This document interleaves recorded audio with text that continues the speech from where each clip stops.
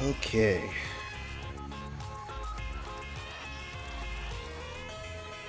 Oh, wait. There we go. Okay. Um. Hello, everybody. Hello, hello, hello.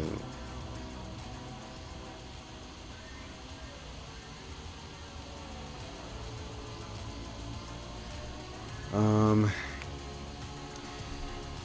Today is the big next half for the Tree of Gilgeam little adventure.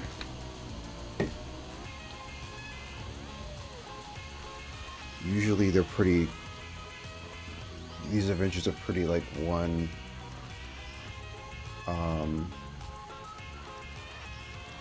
they're pretty episodic. There's like one big plot thread, but they're usually pretty episodic. This is sort of a quick follow-up, sort of a quick ending to episode 2, and I'll get into all of that in a second. I'll do the whole spiel I did at the beginning of last time. This will be a quick one. I hope to get through a good chunk of this by midnight, just as of recording, about an hour from now.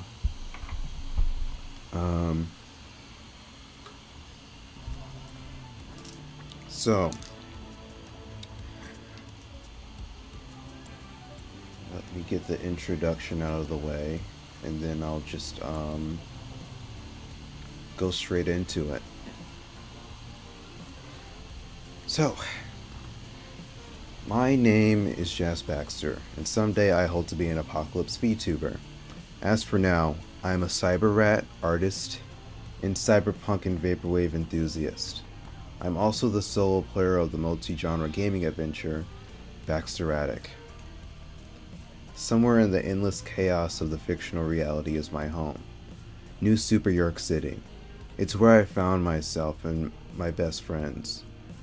But it's also where I've learned the truth about the ruling class and have sworn an iron vow to jumpstart the decline of the oppressive capitalist system and find community in a new class-free sanctuary. My roommates Trap and Lo-Fi have conjured up Operation Blue, a scheme to create a new source of food, energy, and defense that is able to rival the power of the megacorps.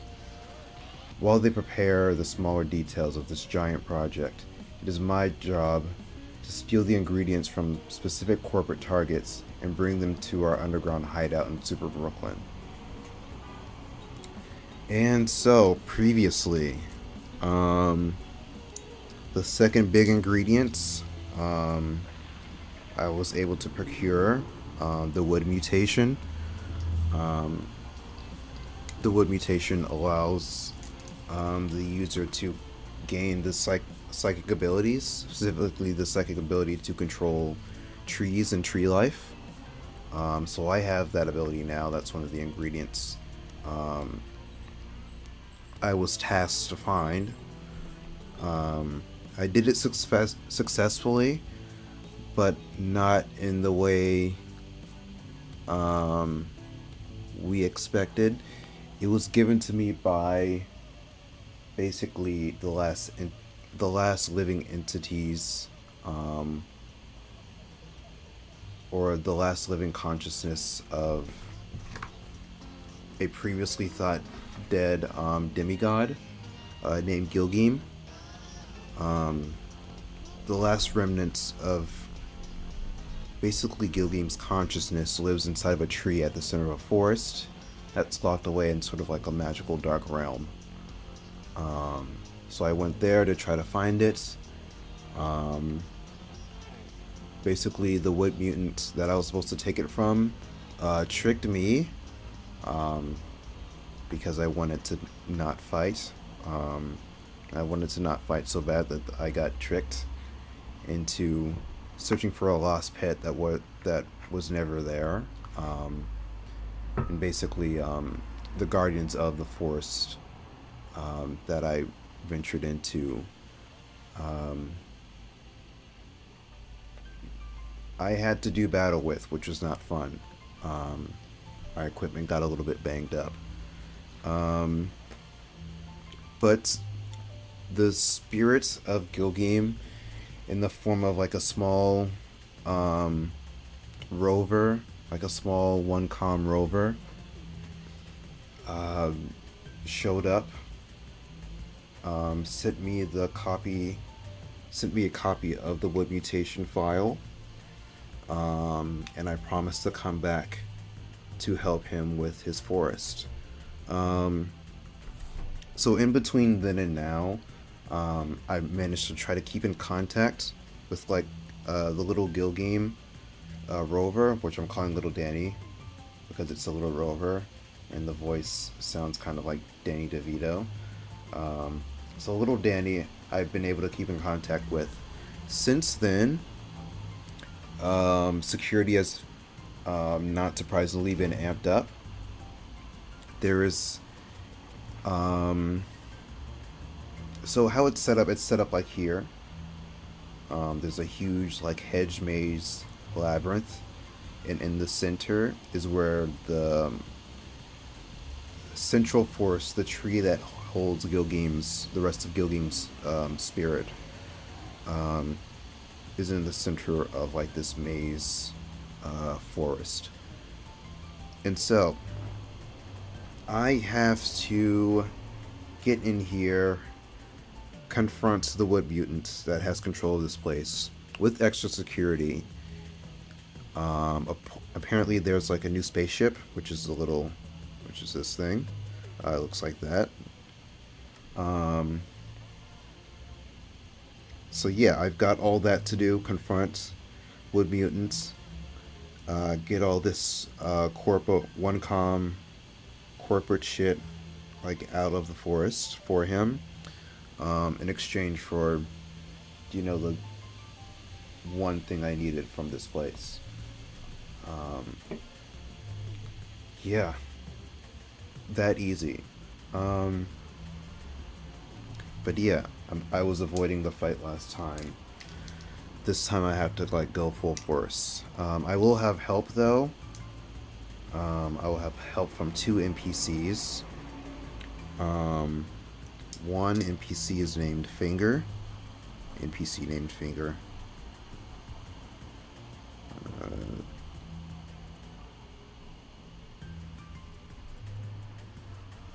Finger.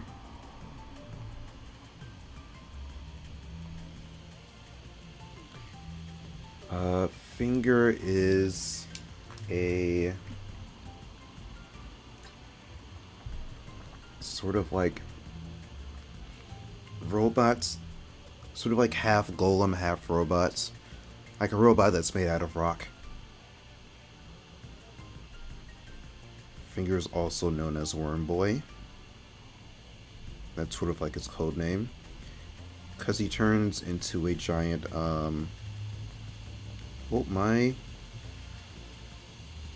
The place where I'm drawing this kind of clunked out a little bit. Okay, it's back. Worm Boy. Okay.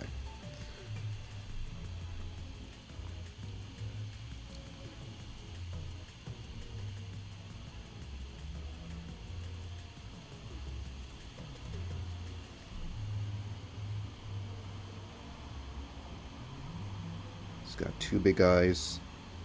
He's sort of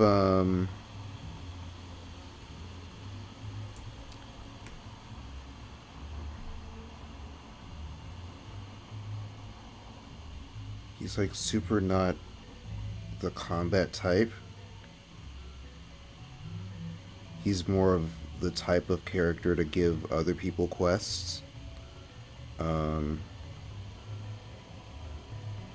He's just trying to make it in this crazy world. Let's see, what other features does he have? He has a little antenna.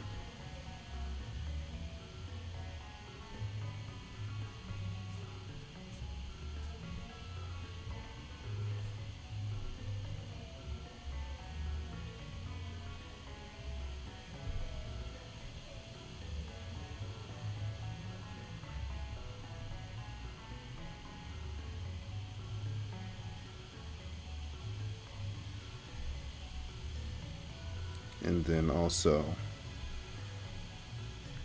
we have trap. And so trap is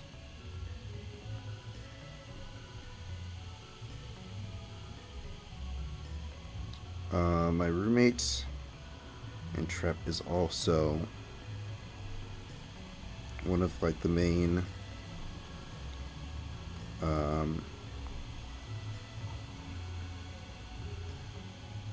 idea people behind Project Blue. What we're trying to do is like create a renewable resource that has all kinds of applications to it.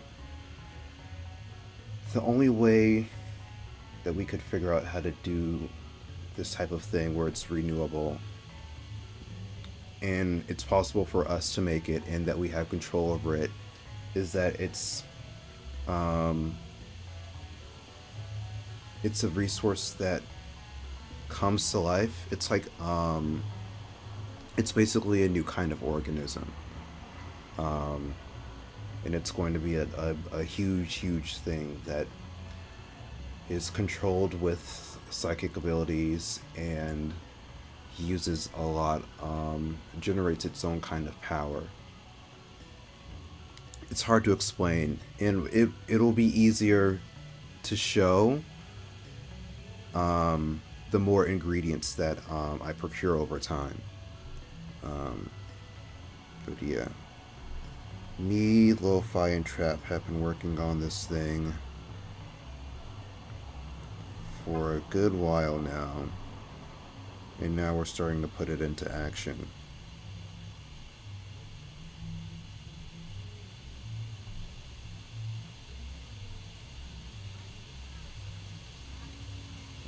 He's looked worse.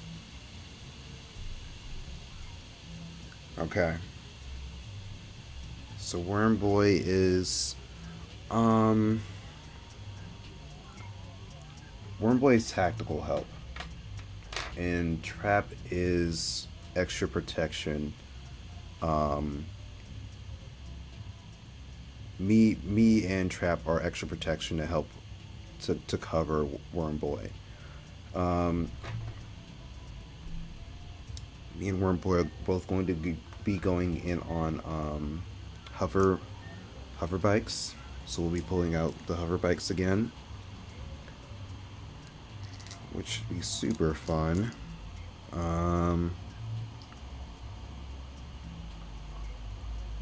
But the entrance that we went in last time is compromised, so we're going to have to go in through the entrance that one comm uses, which is the main entrance. It's going to be like a large magical portal. It is something that we have access to, but we have access to it. It's a small window of access. Speaking of which, let me put in the first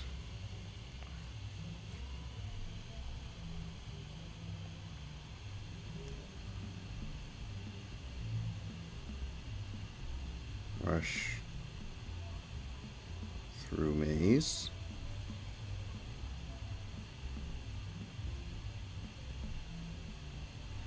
Rush through maze. Fight wood.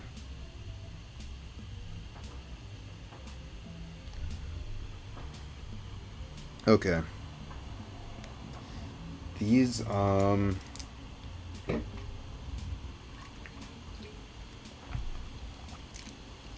are the two hardest parts of this journey, and it's not looking good. The odds are pretty much stacked against them. The odds are pretty much stacked against us. The odds are not looking good.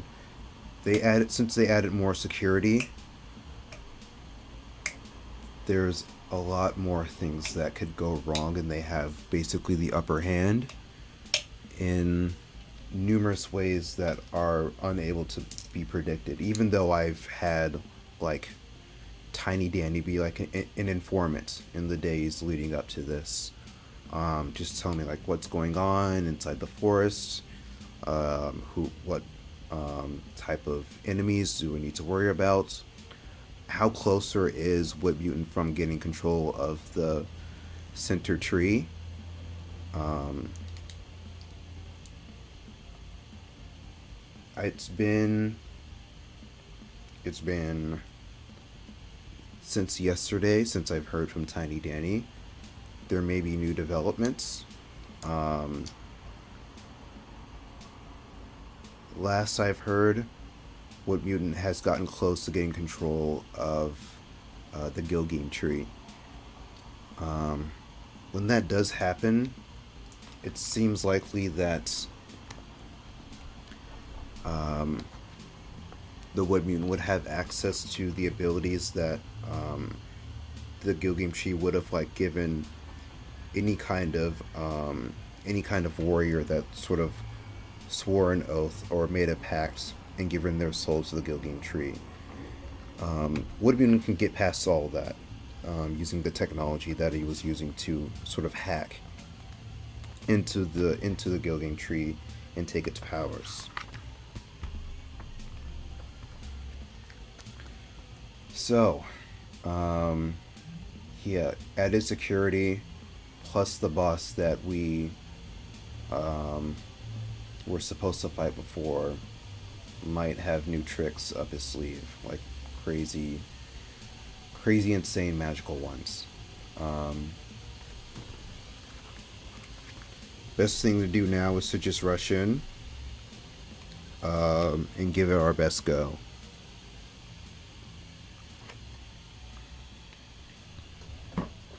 So,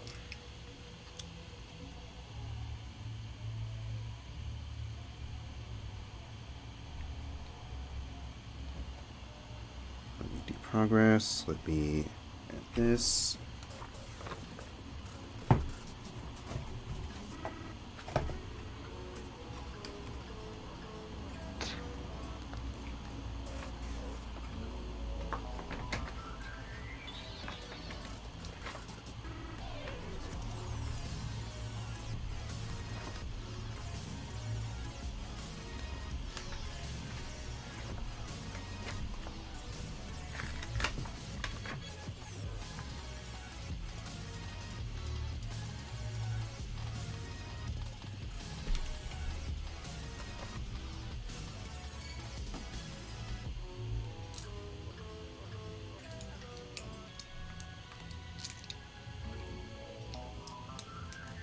Alright, we're ready to go.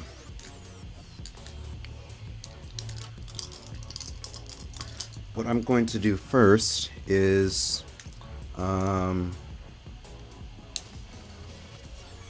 going to take our speeders and angle them and maneuver them in a way where we can bypass the gates. So it's a magical gate it's a magical portal gate protected by like a sci-fi sort of metal and laser protection gate. So we've got our hover bikes. Hopefully we can figure out how to do like a special trick. Or there's something nearby that can like create a ramp and give us some air to jump over and sneak in. But we will do that to rush as the first part of our progress. To rush through the maze, we have to rush to get into the maze. So I'm going to do that and add a couple bonuses.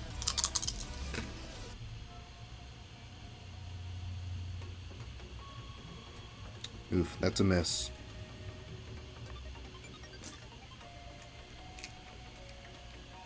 Let's see what happens.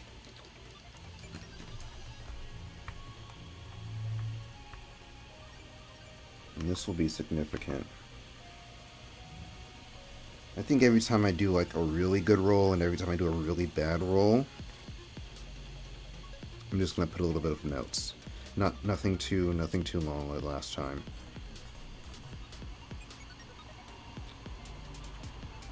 Let's roll a table.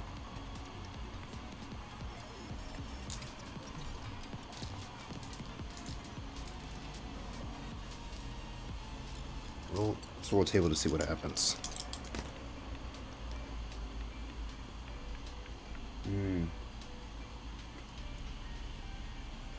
Okay. I take a bit of damage, and so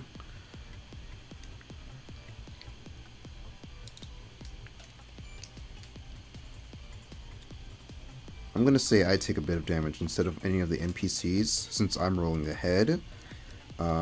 Trap has the ability to fly, but it is a temporary like ability that he has.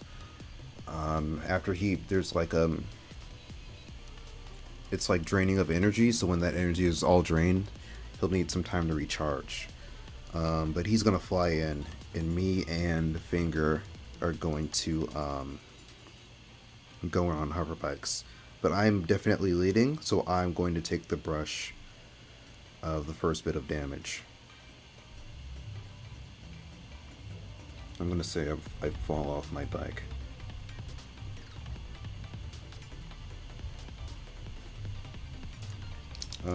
I don't make it over the gate. I fall off.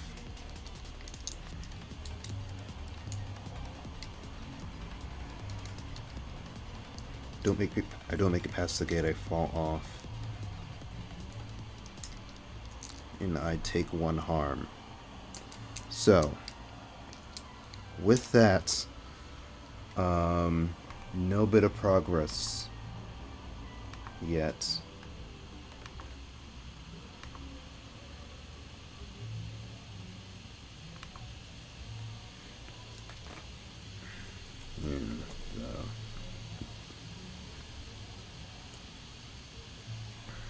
In the push against Wood Mutant, I fall off my bike before getting to the portal. To the portal entrance, we can even say. Alright. Yeah. So.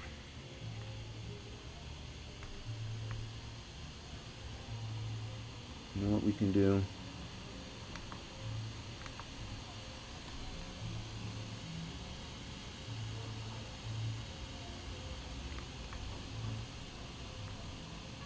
How does this look?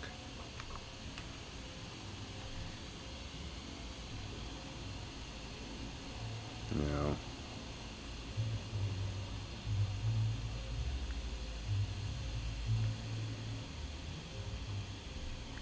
Alright.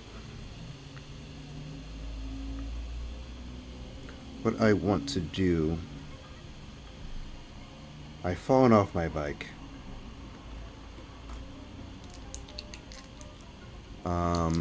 I hit myself on the laser shield.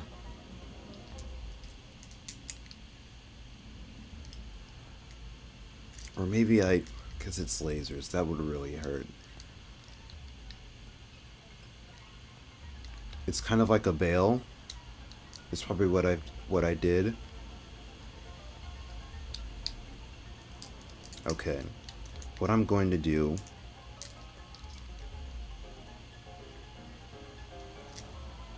I'm going to compel... So this is going to be... Yeah, this is going to be definitely more difficult than I thought. So I'm going to compel a guard to come out and try to intimidate. And so I have bonuses that I can put with that.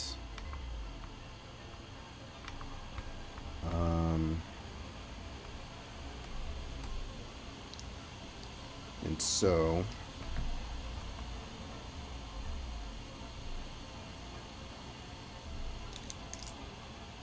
Yeah, I'm going to compel.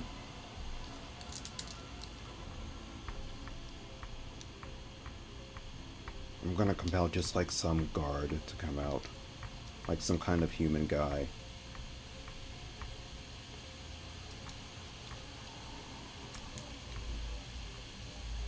Once he's out, I will try to do just like a quick hit on him. Just like a super fast attack to take him out. And from there he should have access to how to get in and get past the gates. You know, just some kind of key. I don't want to use my utility bot just yet.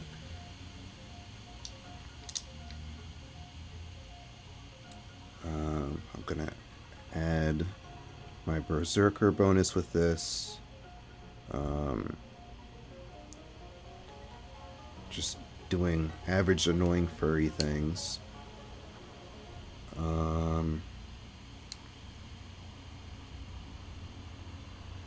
You know what? I'll hop back on my bike, and I'll, the same way I did stuff to like intimidate the Spectre Raptors in the last episode, I'll do something similar here.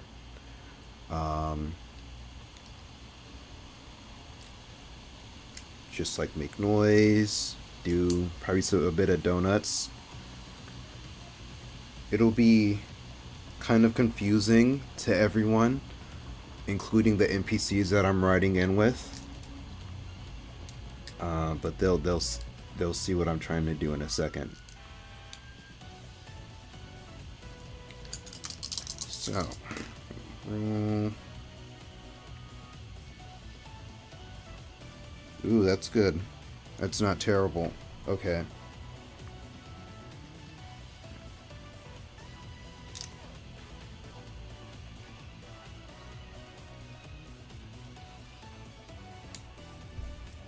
I think a person approaches, a guard approaches, but from the other side of the gate.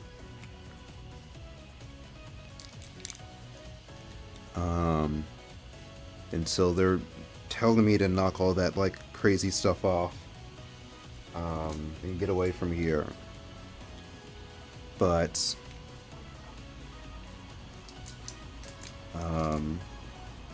they're going to do it from the safety of the other side of this laser gate.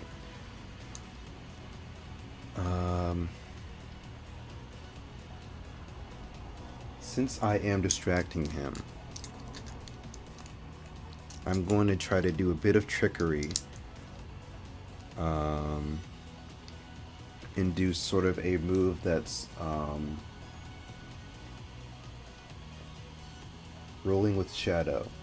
So I'm doing like a performance type thing where I'm distracting this one guard.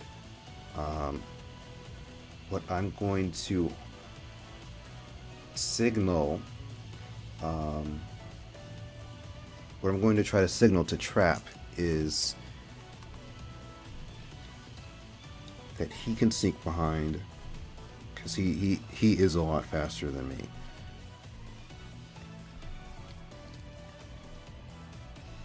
He is going to sneak. Match it with.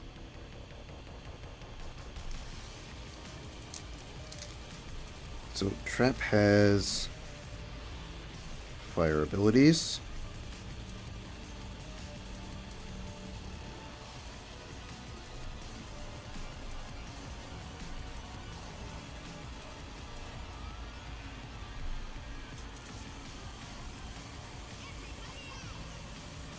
Oh, I guess the red would have helped.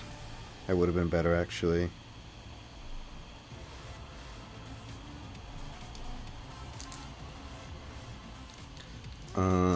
If he uses them in a certain way, he can just like move super fast.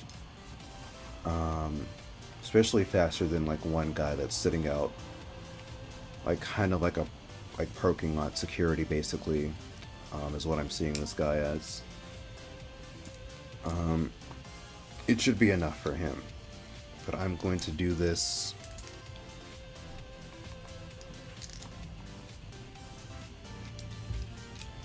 I'm going to do more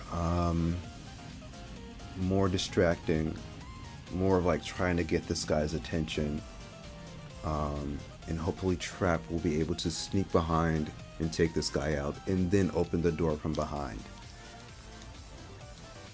Yeah, that should be fine. Okay, okay. Oh my god.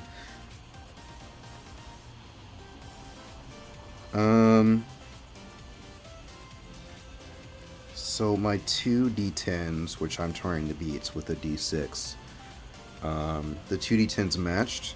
All three of them matched. It was a 1, a 1, and a 1. When the two D10s match, it means something really interesting happens.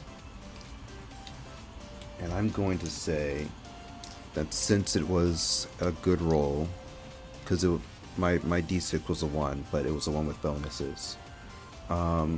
Since the roll was that good, I'm gonna say he not only drops the access keys, but a special item also.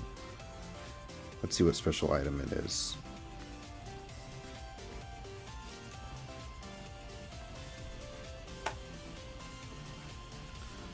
Okay, it's a sci-fi item. Let's see what kind of sci-fi item.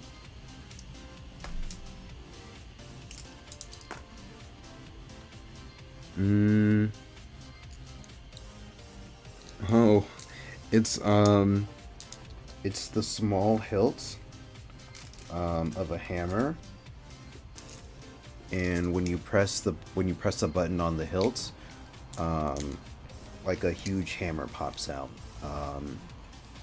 It just sort of materializes, kind of like, like MCU nanotech style.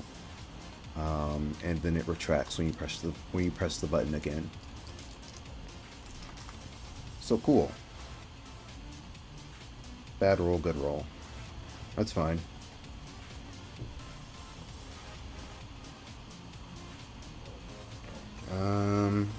Do I get momentum on that?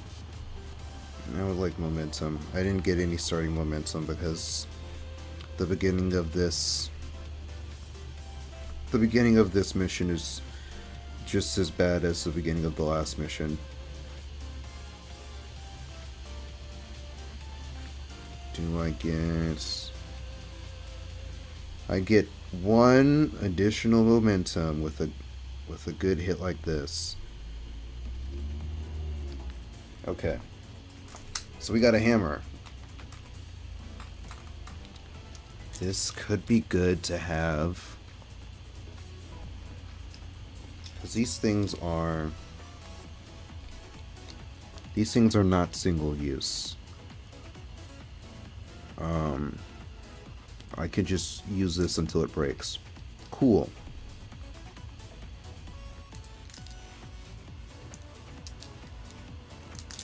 So, with that, I think we write in. I can also mark progress then.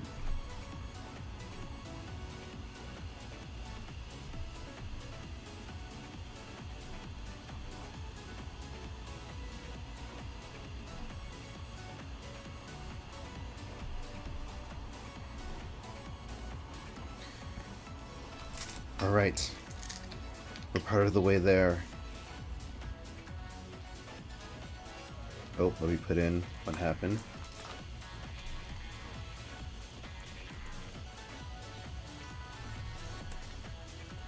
Try to get the attention of a guard to the portal.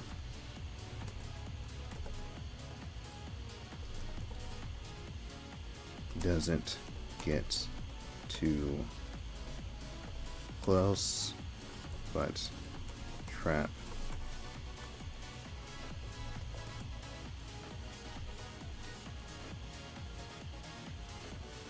takes him out from behind. He doesn't kill him, he just knocks him out. but we do take all of his shit. We get into the forest. We have a mega... It's like a mega cyber hammer. Mega rocket hammer. So there are little rockets at one end of the mallet when it materializes, and it makes the swing, you know, faster.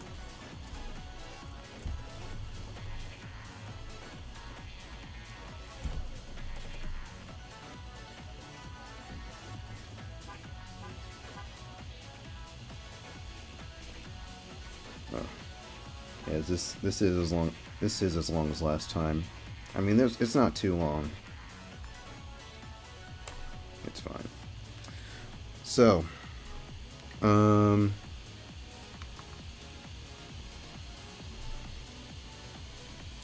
yep.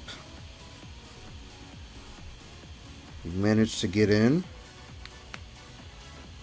And as we get in, it's the same setup as last time. It's dark. This forest seems to be set on like a valley. All the edges around the forest are just steep rock that goes up. Very mountainous canyon-like. And then there's not much that we can see over the horizon towards the outside, just a rim of dim light.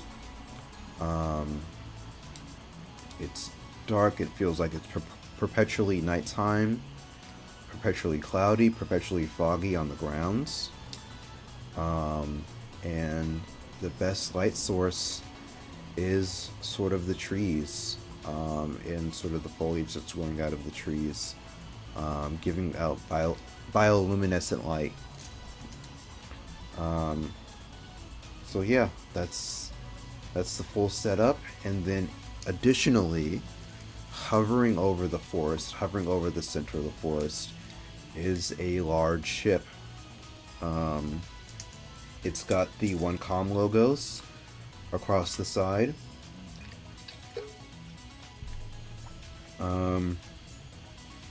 It's a pretty hunky thing. And we also see, let's check.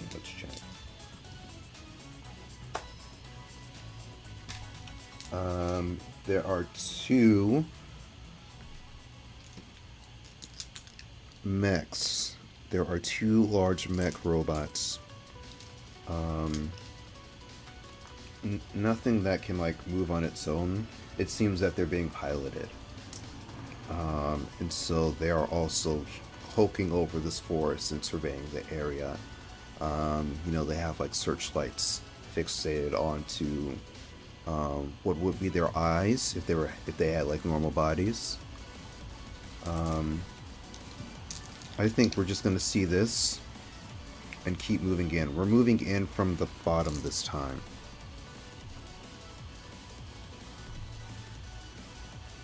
Let's see.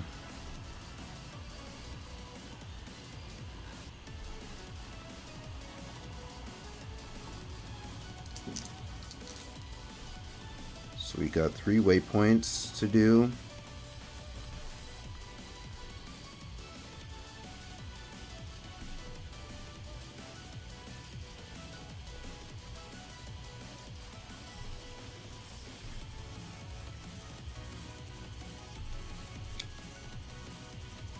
So every turn is a waypoint. We've got to get this far.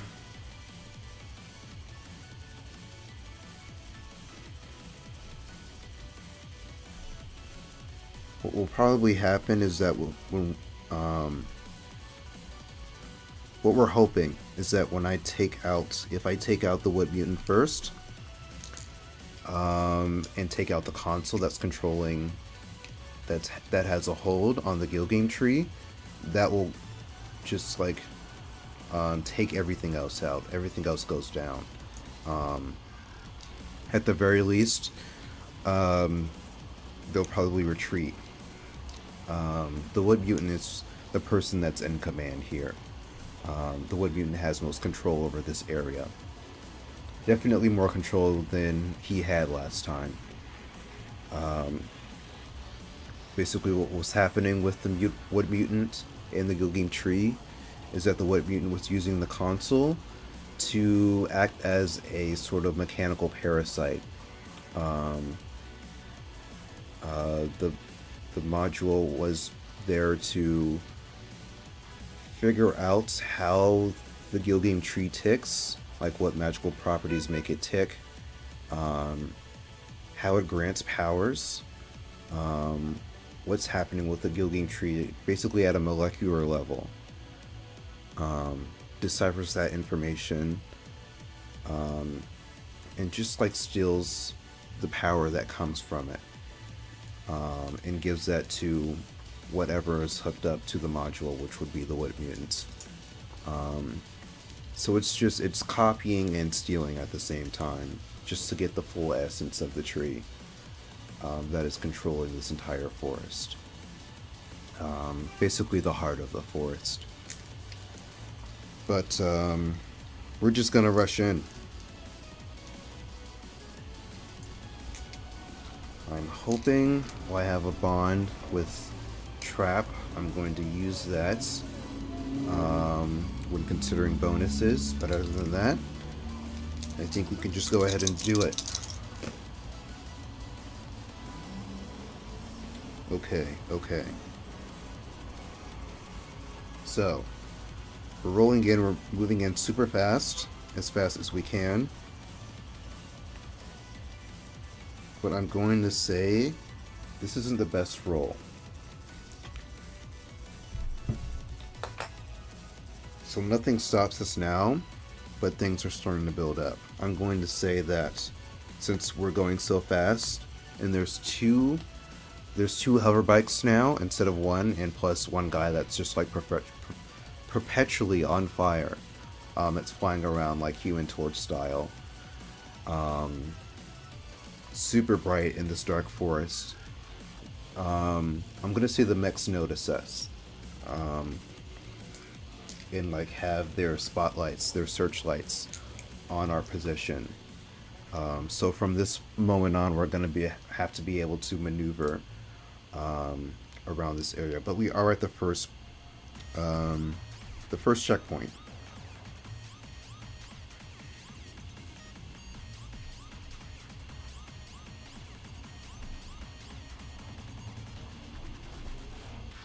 So, we made it to the first checkpoint, but the suspense builds from here.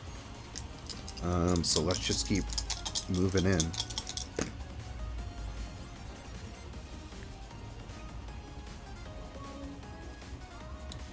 Okay, that's a miss. Second checkpoint, we are stopped in our tracks by the large mech. And so we can see it in its full glory now. It is a huge blue, just like robotic enemy, and it has the head of a dog. It has a dog's head. We can tell that it's charging up some kind of fire weapon.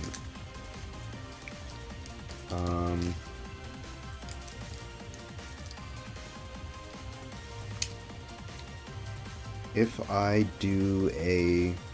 try to do like a short, quick finishing attack, I will probably be using my hover bike as a tool for that.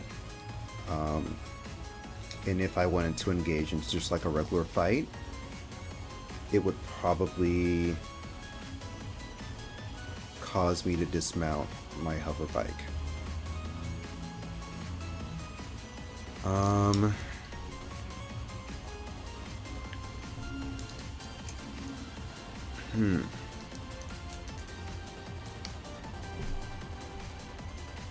This is a tricky one. There's a huge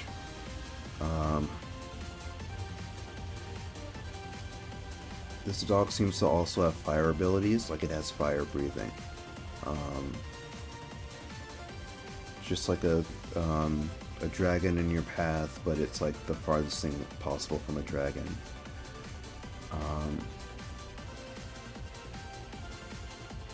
and this is one of two.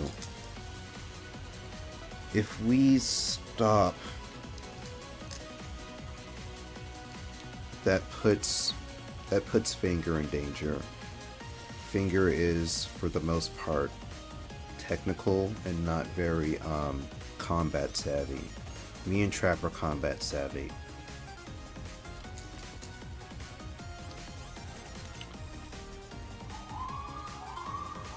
But Finger, the technical know-how that Finger has, it's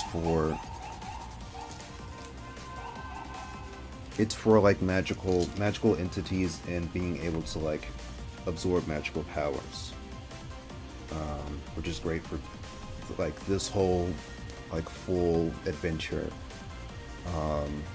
like the whole arc that we're in. But he's specifically good at figuring out stuff with patrons, magic patrons, and steps to achieving a kind of godhood. One thing that little Danny told us was that the OneCom was bringing in champions as extra security. He said that they're bringing in some kind of champion, and it seems that these giant fire dogs are like what those champions are.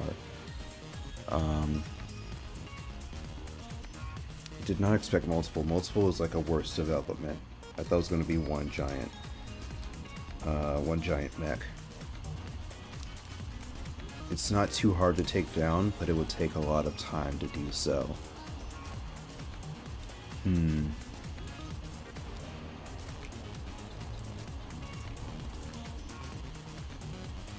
Yeah, robots are not.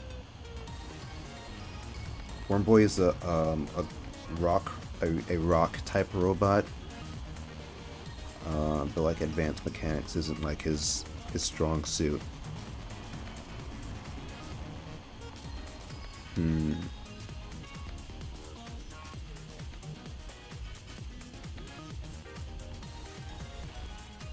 Okay. What we can do is try to take a detour.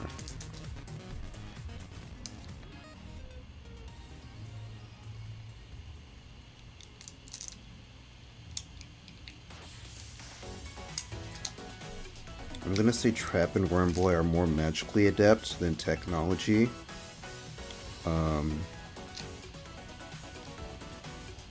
And this is a good thing since we are in a magical forest. If we can find... So last time we were supposed to find a bone Goomba. Wood Mutant said that he had a little pet bone Goomba that he lost somewhere in the forest, and he asked me to go get it. And if I got it, he would have given me his Wood Mutation, or a copy of it. That turned out to not be true. What was out there was Little Danny, which was Gilgeam speaking through a little rover. If we spent a little time going around trying to find Little Danny, then he can split off with Trap and Wormboy to figure out a way to use the forest to take out the giant robots. So I'm going... Actually, we can just do a full circle around.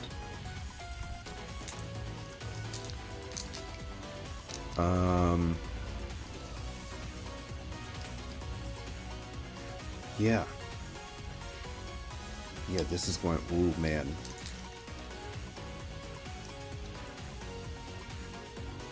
So let's try to get here. And let's try to get... here.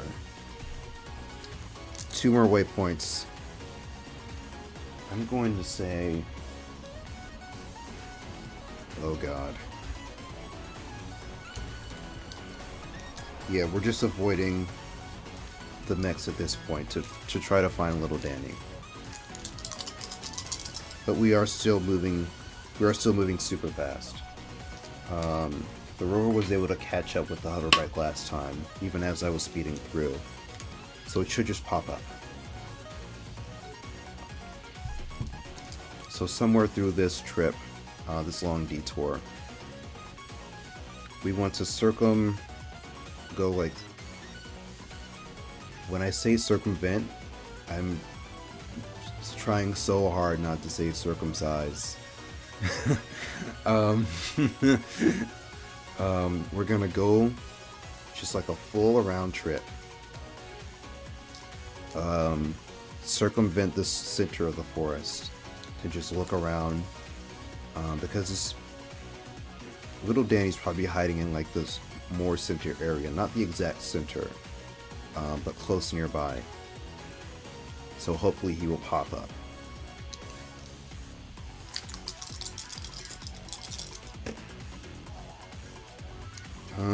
Nice. Strong hit.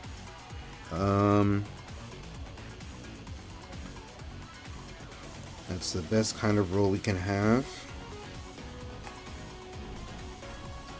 So I'm gonna say not only do we lose the mechs,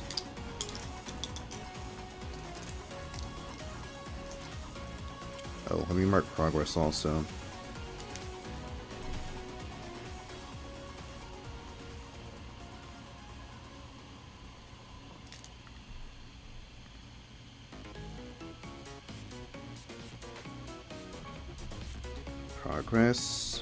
Progress. Alright, so we move in full force. We are able to, you know, just zip past, no attacks, just moving past. Good to know these hover bikes aren't, you know, glitching out again. They're moving extra fast when we need them to. And so we get to this one waypoint further in the corner.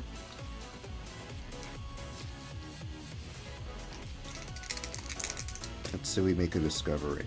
Maybe we won't even need to find little Danny.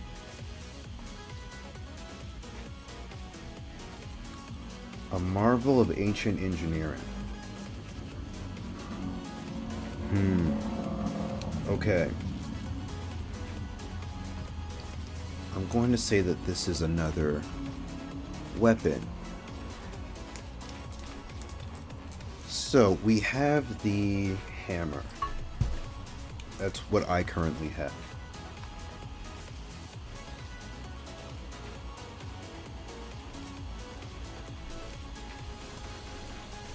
A large ship and 2 giant mechs.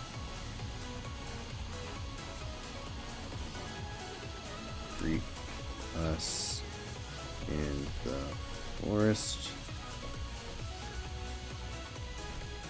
We zip past and find an ancient weapon.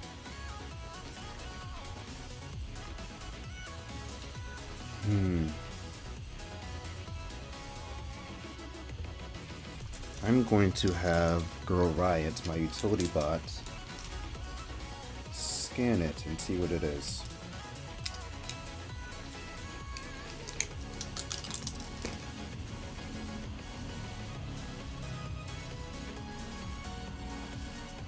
Oh man.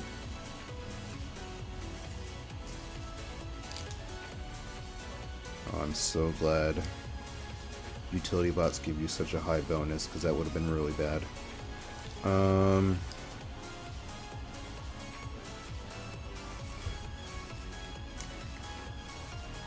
We're in a magic forest. The forest of the Gilgeam tree. There's a piece of ancient engineering.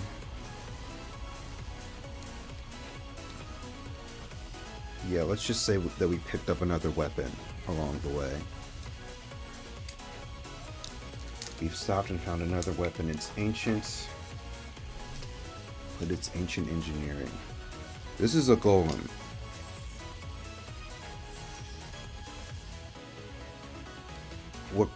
What this could be is something that is stone, made of stone, but it's also, you know, aetherpunk. Aetherpunk is just like magic powered items.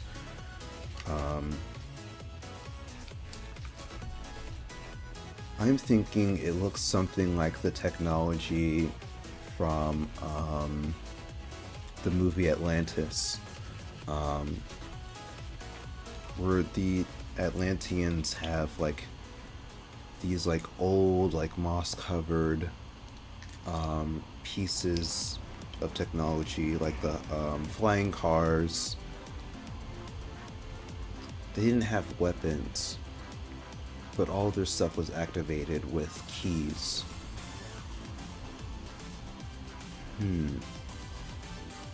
We brought in Wormboy, not because he's a champion, but because he knows the weaknesses of champions.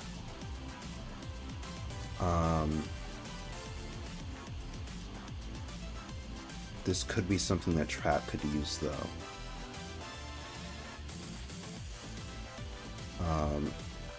And Finger could teach Trap how to use it, since they do have a similar make in type. I'm going to see if we run into Little Danny. If we do run into Little Danny, then he might be able to explain what this weapon is a little bit more.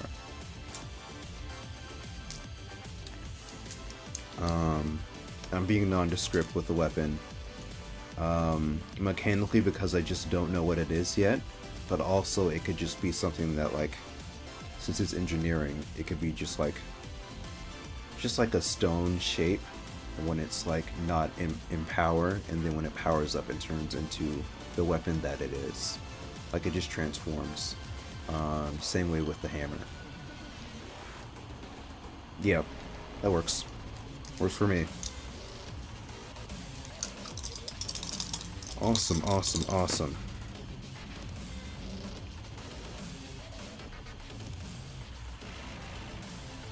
Okay, that is an okay roll. Not the best, but we get more progress.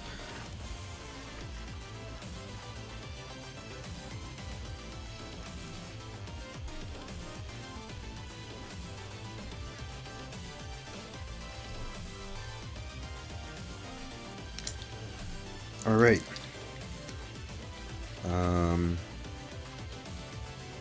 We keep moving. We're dodging the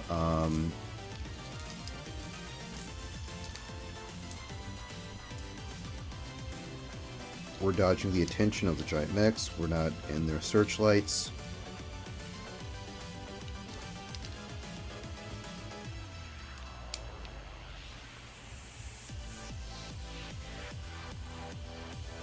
Let's see what abilities happen.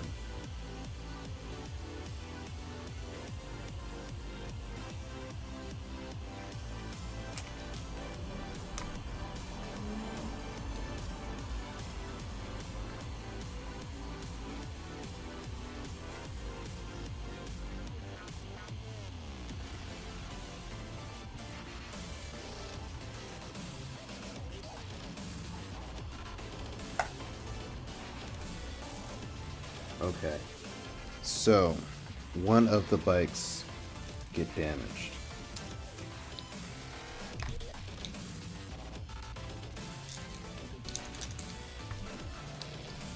There's going to be a bit of damage on Finger's hover bike.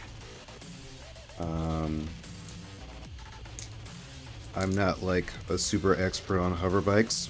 Me personally, like, I'm not a super expert on driving them,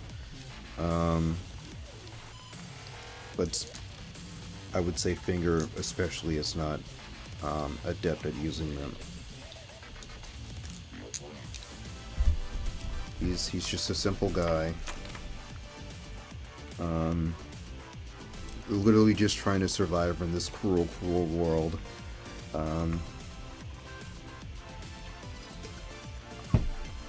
But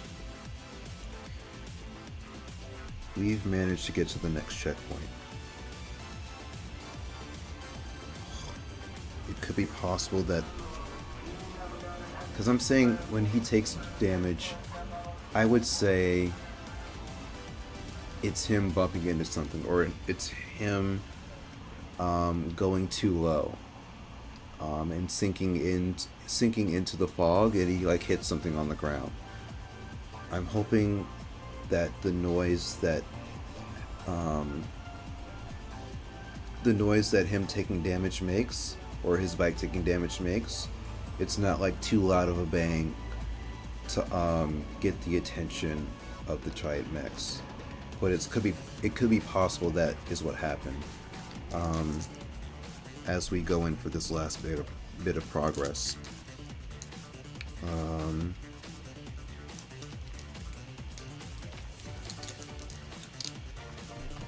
Let's see.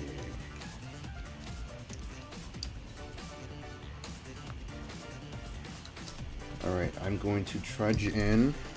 I'm going to zoom in.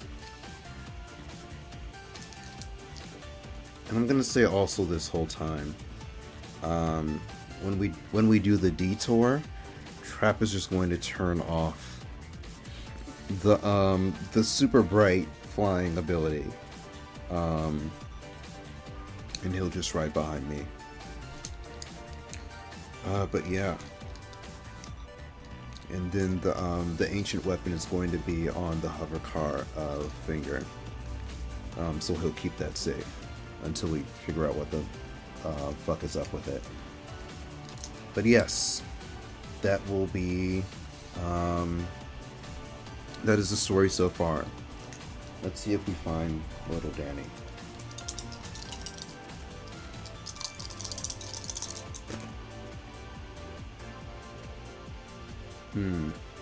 Okay. That's a weak hit. Ooh, it's a weak hit.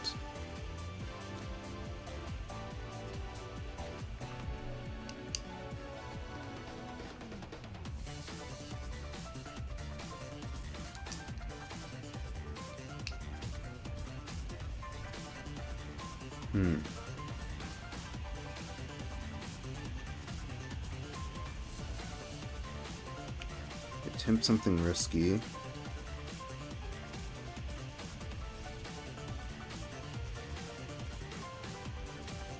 Trailblaze through perilous space.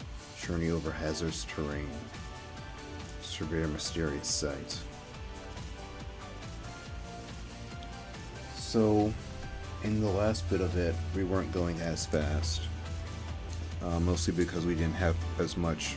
It wasn't a huge long stretch of multiple sectors to get across, but also to keep one last lookout for little Danny. I'm going to say that we see the rover,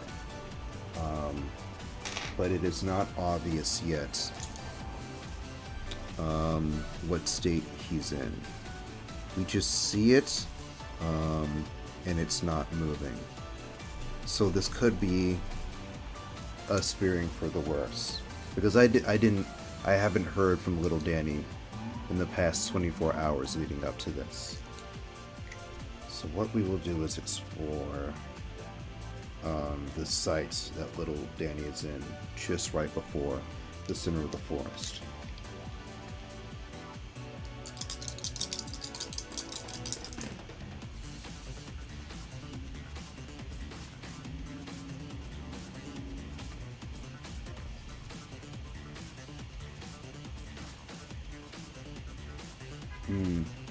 Okay. Not great, not great, not great. It's not bad news, but it's not great news. It's not a bad roll, but it's not a great roll. Um,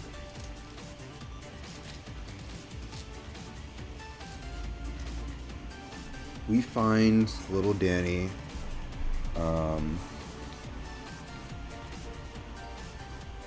there was like a trail of like oil leaking from the bottom of his little like rover, um, his little rover body. Um, there's sparks flying from him. He's taken obviously a lot of damage. Um, he's going in and out, and it seems like we've reached him just before he starts to power down. Um,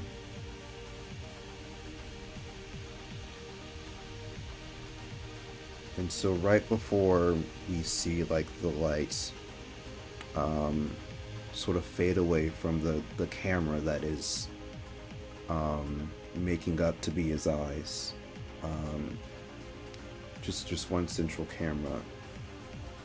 Little Danny is going to warn us in a weak Danny DeVito-esque voice, warn us of what's at the center of the forest. Just any news. What's most important that we should know. And I will figure out what that kind of messed up shit is. It's something that would have taken something that would have taken him out to the point where he was just barely able to escape.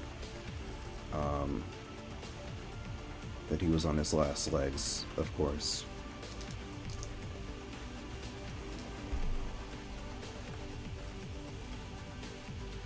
Let's see, let's change up the music.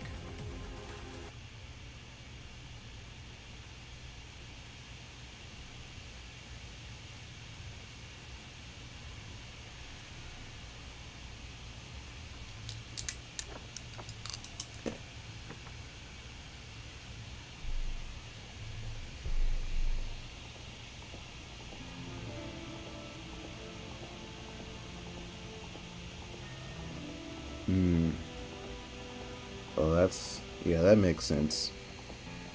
So for rolling, I rolled a few dice on a table to show what kind of chaotic stuff could be in there. I rolled chaos just for like, rolled to confront chaos just for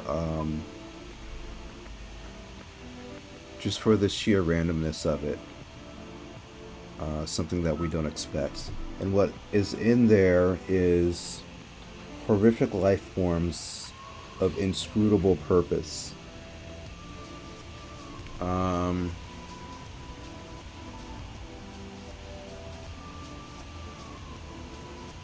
There are a few things that this could be.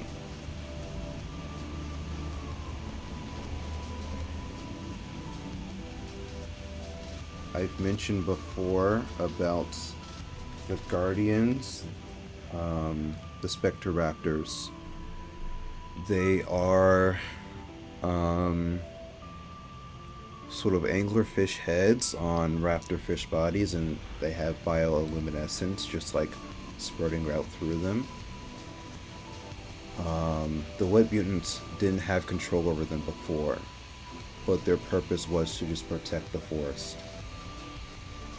It's possible he might have control over them now.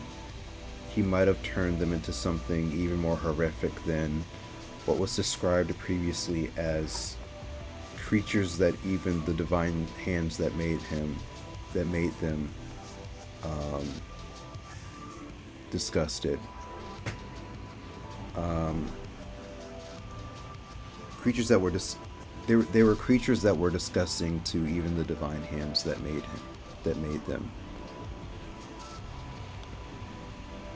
So something worse than that is in there. It's likely that I'm gonna say it's likely that those things are related. We also don't know what this weapon is yet. Still, it's possible that it was dropped by someone who was in this forest that perished. Either they were trying to get to the center of the tree, or they worked with Gilgeam. You know what? Right now, we're just gonna prep a little bit. I'm gonna heal myself. Yeah, and yeah, we're gonna get ready for this. Oof.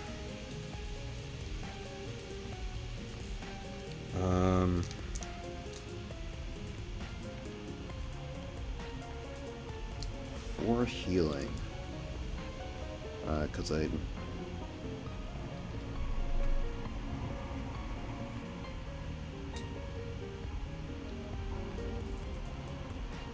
sort of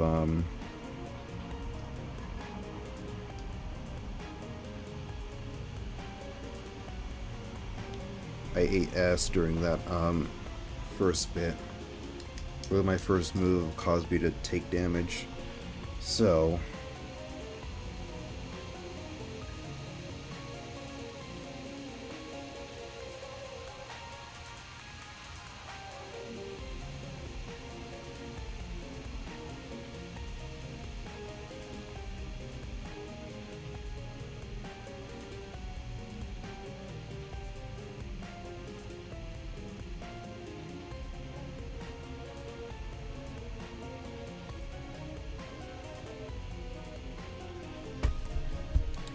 right, I know what my bonuses are.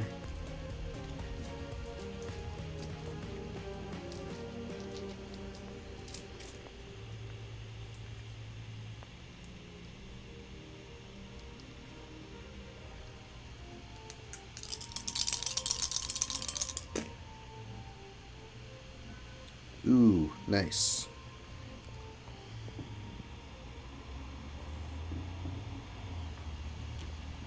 I am back to full health.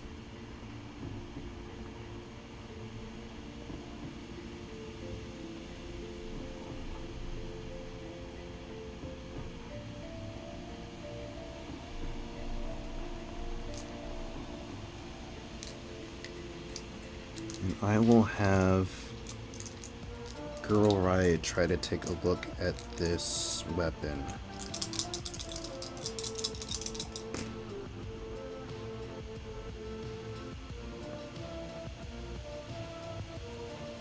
That's another strong hit. And then something very interesting happens. Let's see what it is.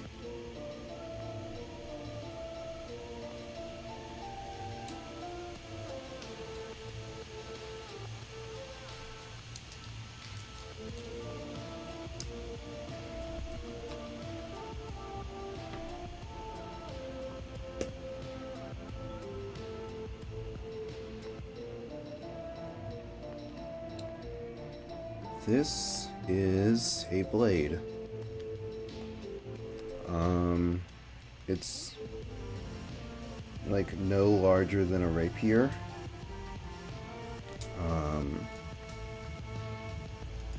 But when it's activated, the rock sort of morphs and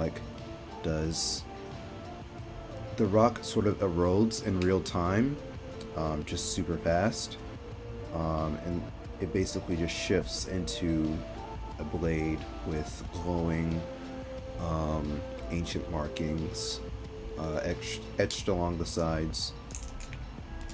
It is basically like a large knife or a short sword.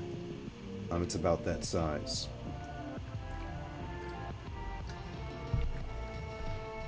Anything else this thing can do? We're not sure yet. Ooh, a kitty approaches. Kitty. Hi.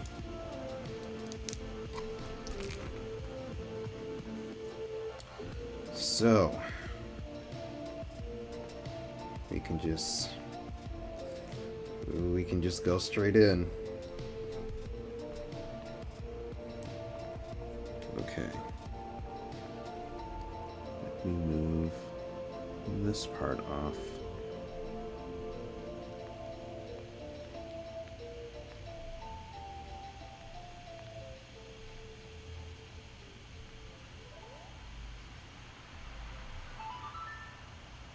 Okay.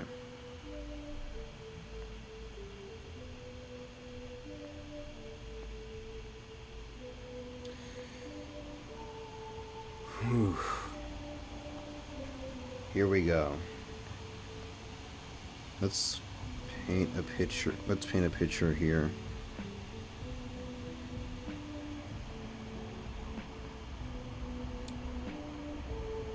So, we have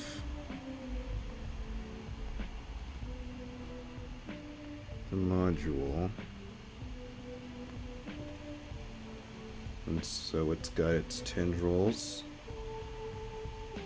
connected into here.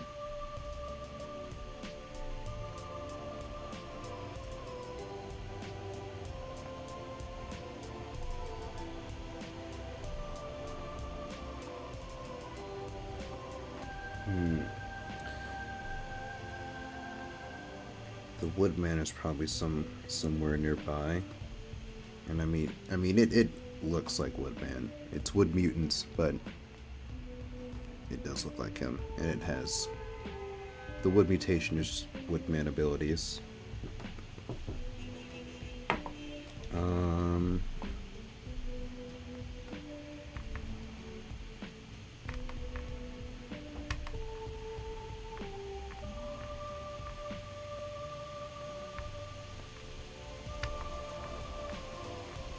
Maybe another mutant is into the fold here.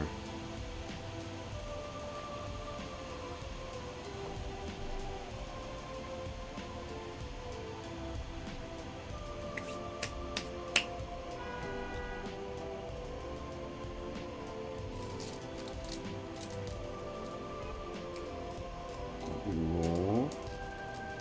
Do sort of a random.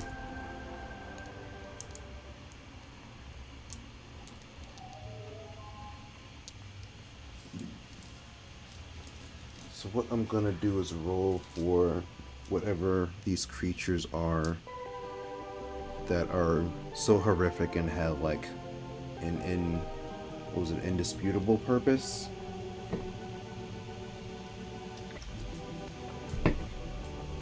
We need to figure out what those are, because that's in addition to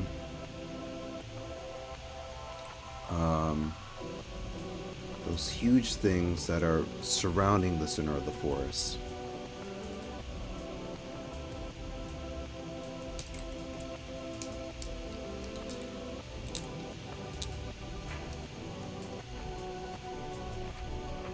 But it could also be possible that this creature just is what the Wood Mutant has become.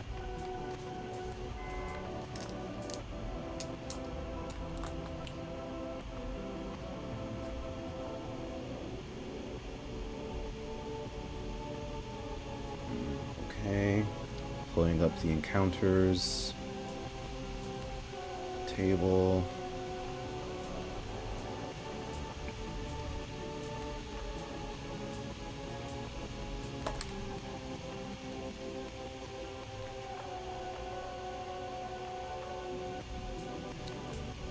So there's nothing here besides the Wood Mutants.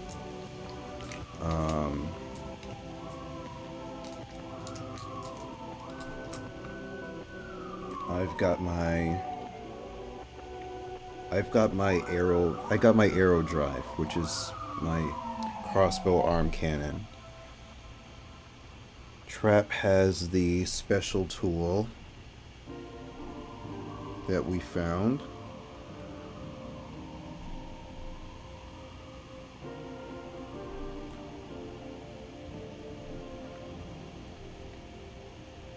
It has little markings on it.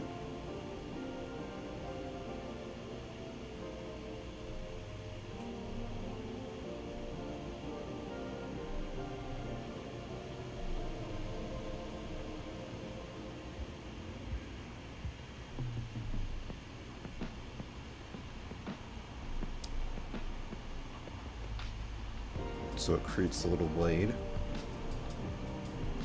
It's possible that this could be enough to beat it. Or at least fight off anything that's not also magical.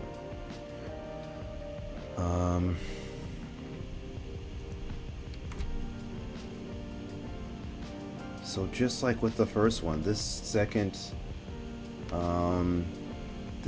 mutant has transformed before our eyes. Last time we saw him, he looked like what he was supposed to look like. This time, though, let's see.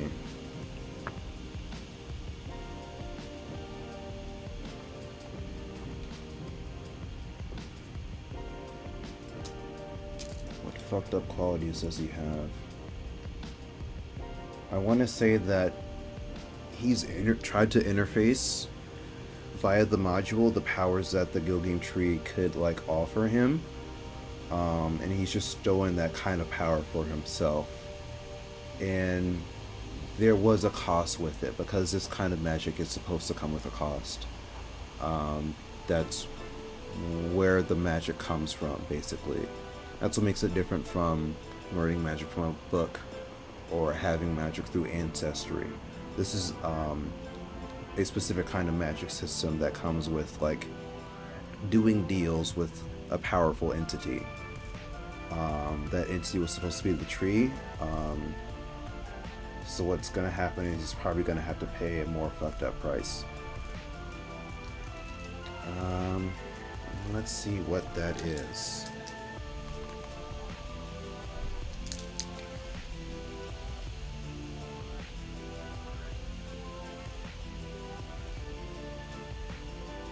I'm thinking we do this on.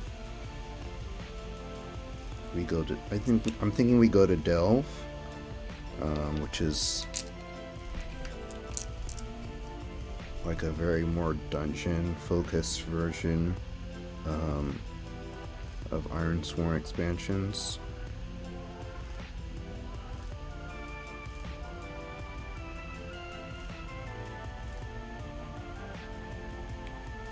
There's anomalies.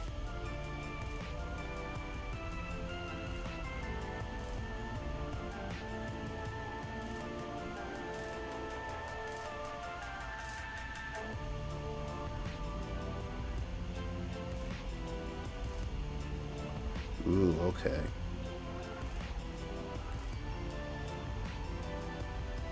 So we're gonna say that this Wood Mutant is suffering from a blood thorn. A blood thorn is a type of like environmental obstacle instead of an enemy.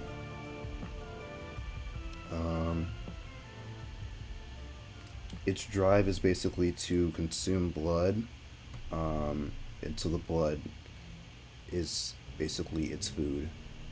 Kind of like how a Venus flytrap needs meat.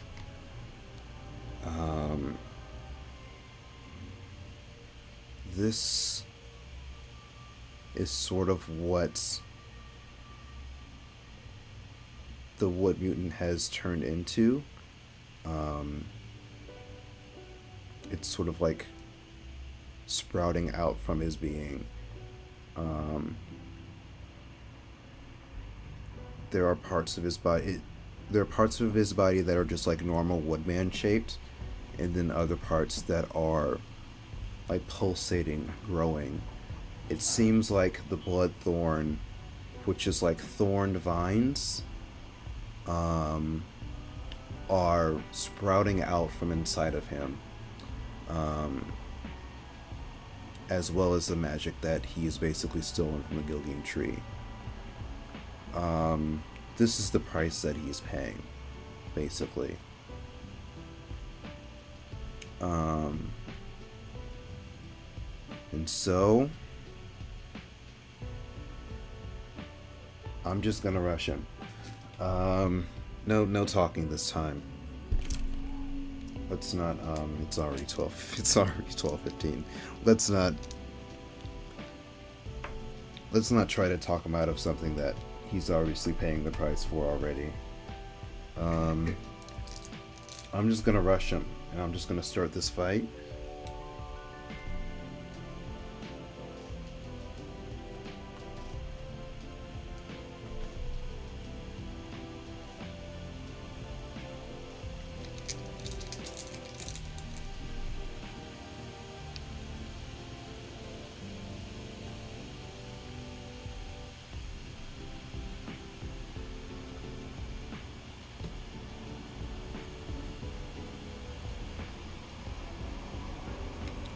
So,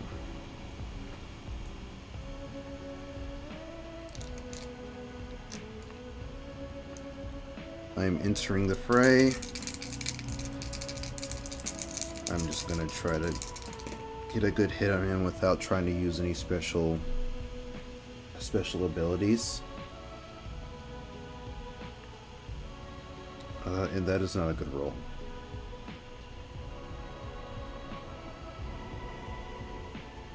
Yeah, I'm in a...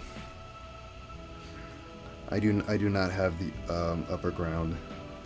I try rushing him. He's able to knock me back.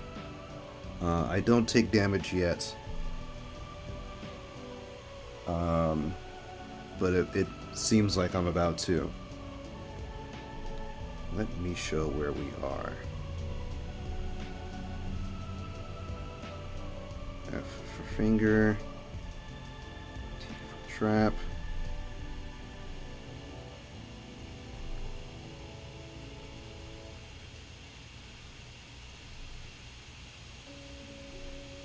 I'm gonna say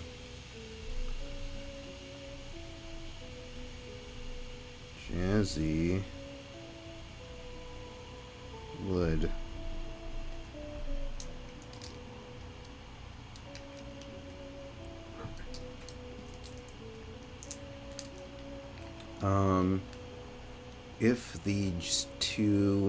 If the two giants robots show up, then I'll leave it to Trap and Finger to figure that out.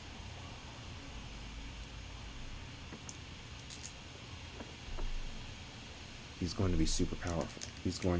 He has so much. He has so much that he can do. And this is not a good way to start.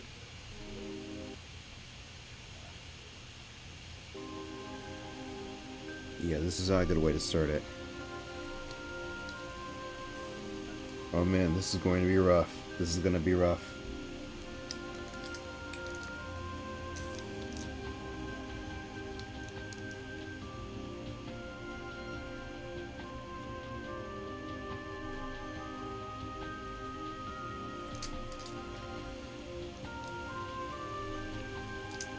You know what I will also say?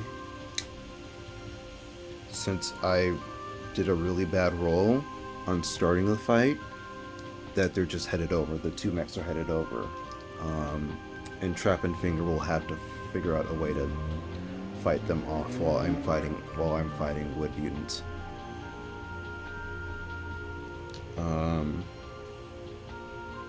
So yeah, this is gonna be... This will be tough. I will need to use as many tricks up my sleeve as I can. And I need to... What I'll also need to do during this battle is build up momentum. Because I have to spend momentum to use the metal mutation that I got from episode 1. Using that mutation costs momentum. It costs 2 every time, and I don't want to go into negative. I've never gone into negative before, and I like to keep it that way.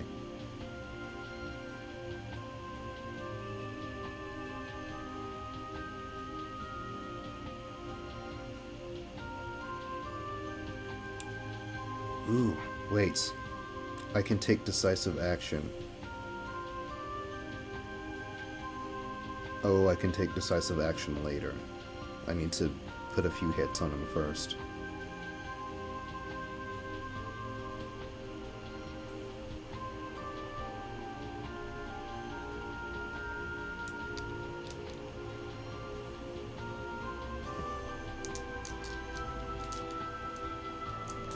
Alright, so 1 box will be for each hit I get. And so if Wood Mutant gets 5 hits on me, then I'm out. And Trap and Finger will have to pull me out. And we're not even doing this for the main mission, we're just doing this because we promised that we would. But yeah, we'll push through. Alright.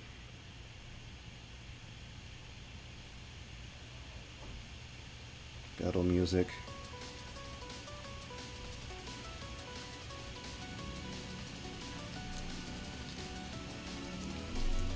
Let's do it. I'm going to secure advantage, use my arrows.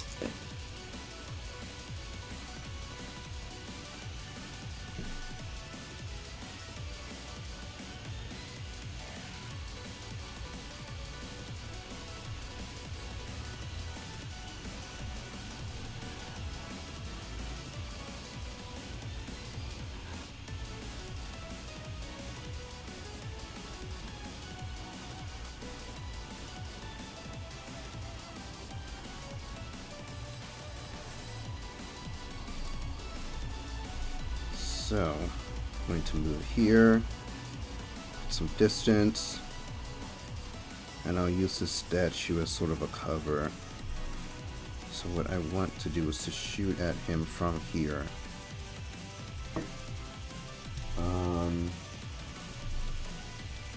And so this weapon I have, it's a crossbow arm cannon, it's homemade, that I designed myself.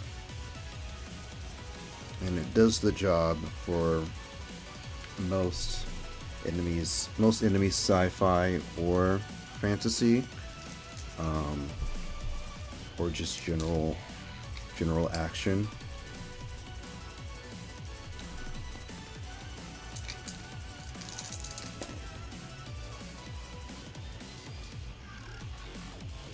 Okay. Good, so I get a bonus on this attack.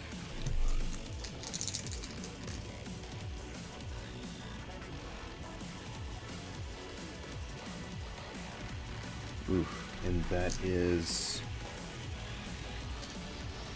a miss. I'm gonna say it's not a miss where my aim is bad, because I made sure to make sure my aim was much better. I took an extra action to aim, but it does bounce off.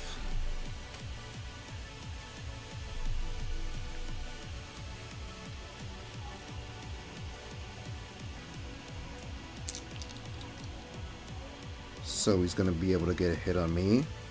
What I'm going to need to do is react.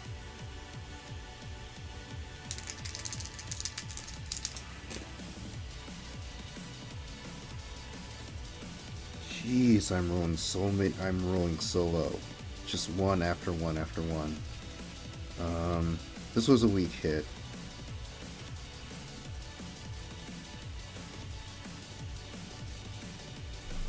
I'm going to say take stress from this.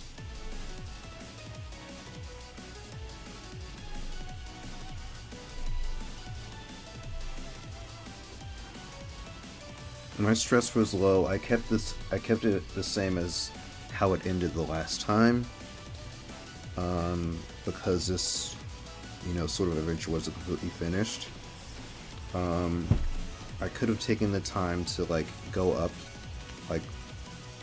replenish my spirit, But I'd rather that I rushed in and just wait straight in for it. So this is going to be great.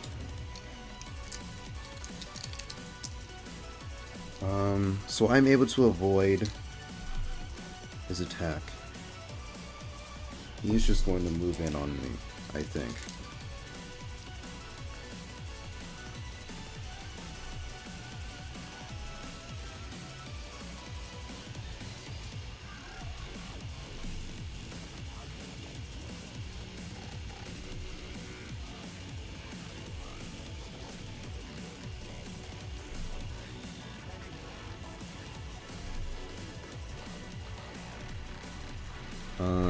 I managed to avoid.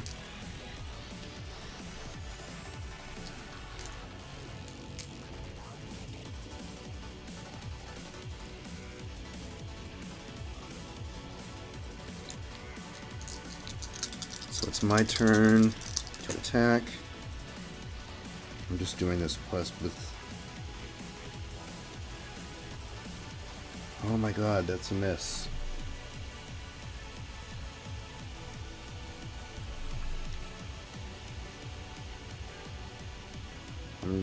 I was going to just do an unarmed attack.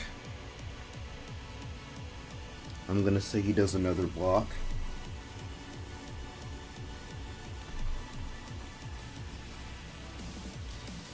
With 2 really bad rolls.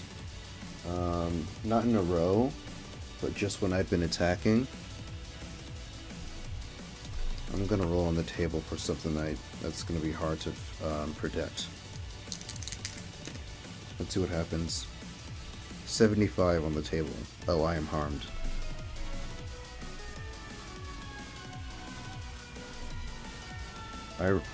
With what it says on the table is that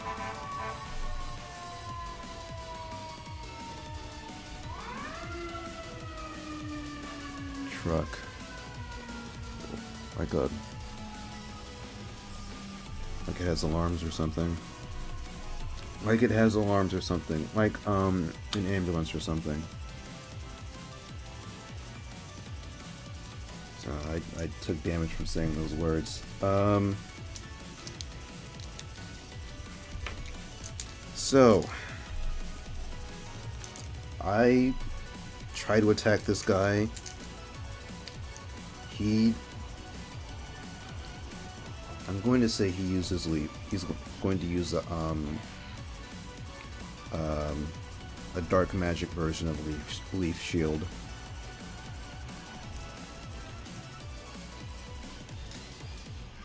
He seems pretty sure of his choices, even though there are like vines eating at him from the inside. He's kicking my ass, so it's hard to argue with the results. He is more powerful, and I haven't been able to get a single hit on him so far. I'm going to keep trying with arrows and fist fighting first, because I don't have 10 moves to use. I don't have enough momentum to use the metal mutation 10 times. Momentum to use the metal mutation. I love all the little details of this. Okay. Time to react to whatever he does next.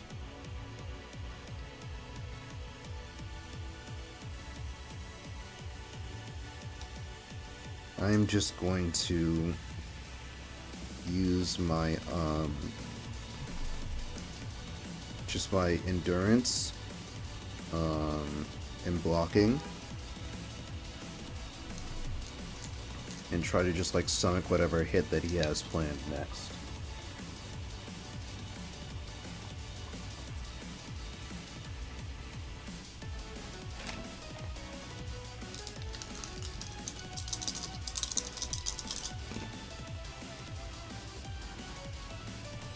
Okay. That is not the best hit, but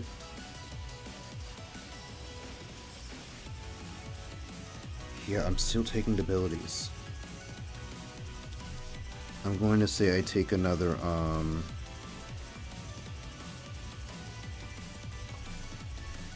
I take another bit of damage.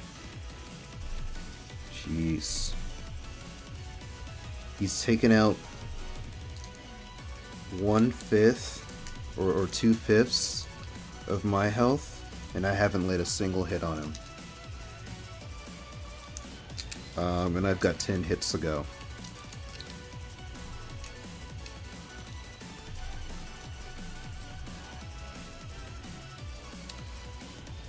Let's see, what can I do about this? I'm going to secure an advantage.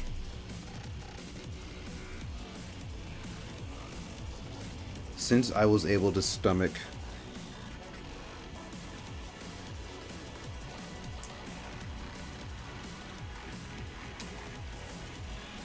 ooh, well, he does 2 harm.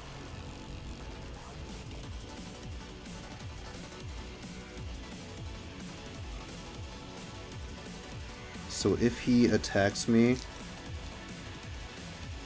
and if he attacks me in full, then I lose 2 points of health, not just 1.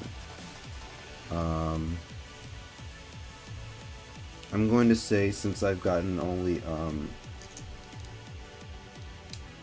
I haven't gotten terrible rolls, I haven't gotten the lowest roll that you can get with reacting to attacks. I'm going to say that I'll take 2 when it's the worst roll. And when I'm attacking and he just like gives me damage from my attack, like directs it back to me, directs the damage back to me, I will say that he does just 1 harm. And I still got the same health potions from last time. Let's see how many I have actually. I will say though, healing myself just with a roll is better instead of just spending it. Yeah, I have 2 health drinks and 1 coffee drink that gives me like a boost, 1+1 bonus. Not sure if I need that completely yet, but I'm not looking great. I will attack now though, or I will try to secure an advantage. I'm going to put my utility bot onto the module and try to hack it and see if I could sever the connection between the Gilgeam tree and the Wood Mutant. And that might be able to power him down or even do some damage to him via his connection to the Gilgeam tree. So I'm going to try that, secure an advantage.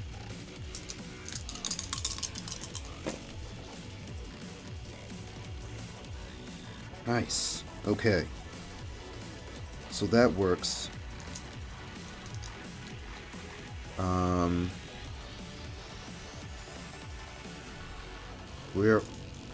We are aware of weaknesses, and so it is possible if I do some damage onto the module, it might actually fuck them up a lot.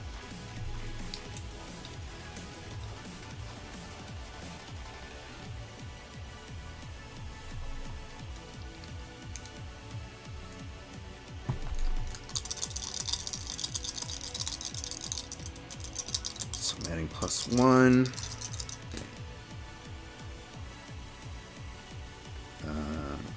And then +2 more.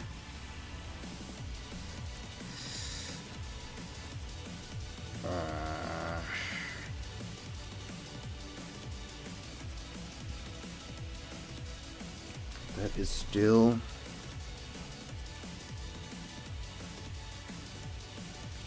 okay. So I managed to get 1 hit in.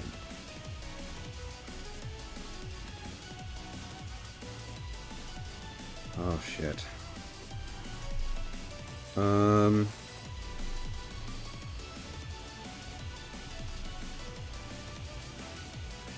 but the giant robots are here, I will say.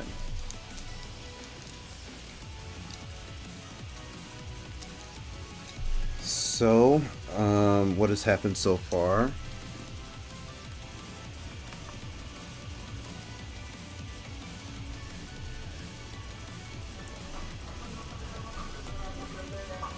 Fine. Small. Annie. Short. After.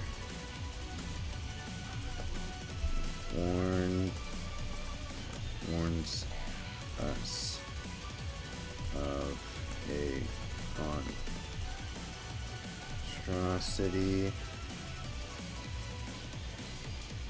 at the center.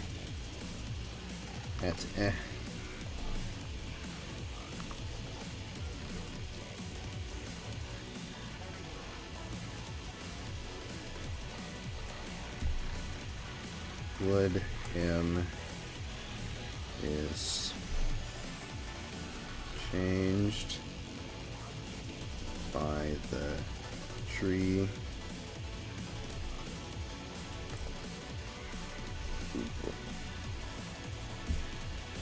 Beats into me while the giant dog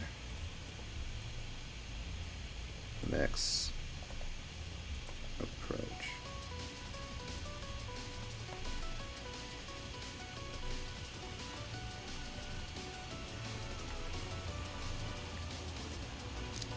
All right. One hit.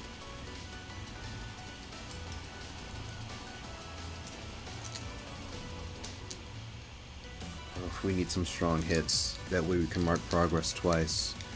We can do 2 damage on him instead of the more likely chance that he does 2 damage on us. And it's double to mutations that he's weak against. So we have the metal mutation, which he is very, very weak against, and that means that we get to double the damage that we would already have. So if I do 1 damage, I do 2, and if I do 2 damage, it's 4. Not looking super likely right now, but we'll figure it out. I think the best thing we could do right now is find a way to slow him down.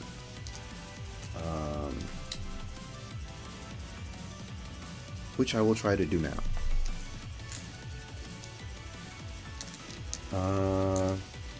So I just got a hit in on him, but it's looking like the mechs are closing in on his position to help him out.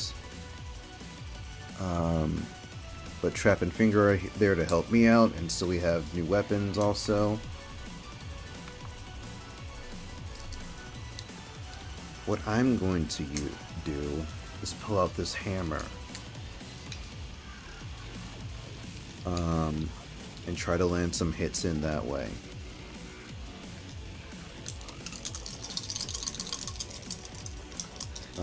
But first I have to react to his attack, because he gets an attack now.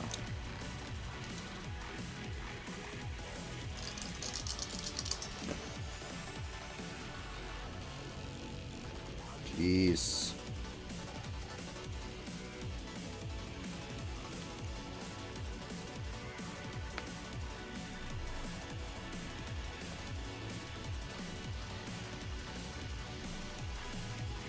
I'm going to say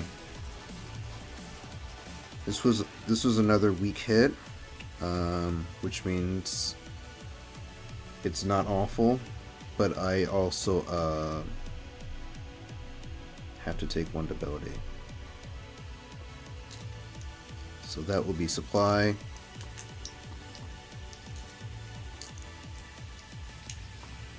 I'm gonna say I was able to slow him down.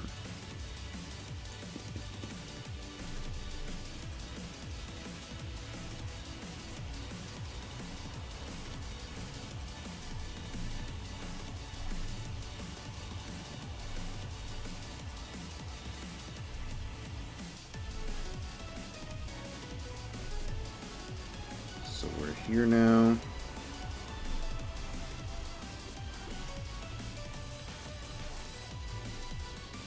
And I'm going to say trap and finger.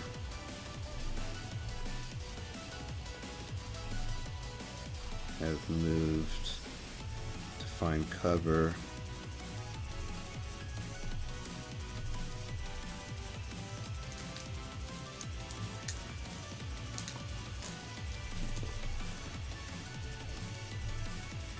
So they're both here now.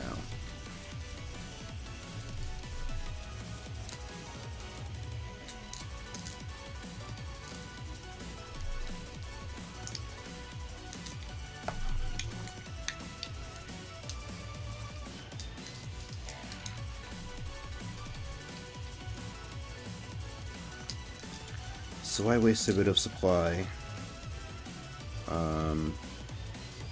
in order to not get my shit wrecked.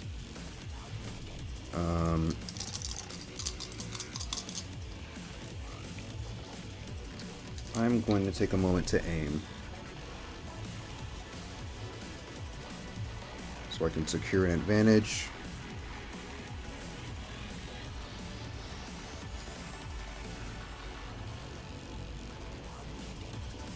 Or actually, no. I'm going to secure an advantage by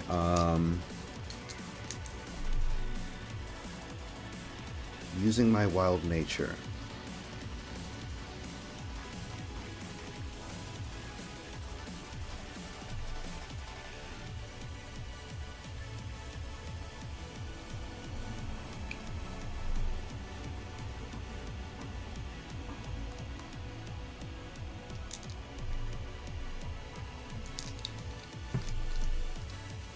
So I get to add a +1 on this.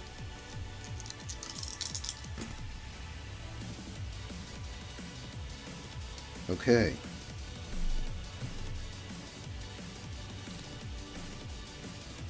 Nice, nice, nice.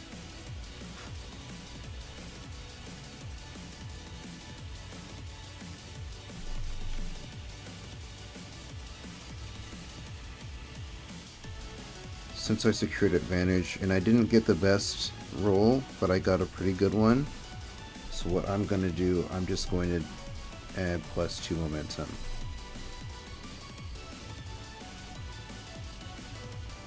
You know what? I'm just going to secure advantage every time. I'm just going to do 2 rolls every time for every single thing. And if I get a miss on a securing an advantage, I'm just going to add 1 bad event instead of a debility. We'll just say like a new complication happens. That's my momentum's at +4 now.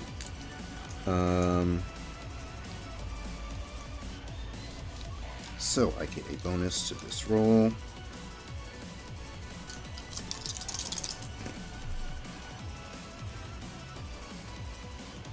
Hell fucking yes.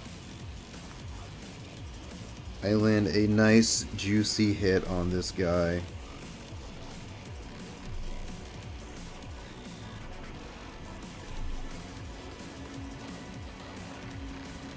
I am now in control of the fight.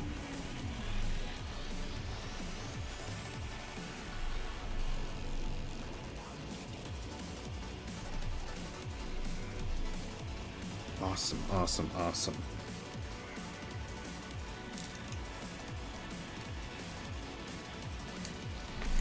Alright, secure advantage.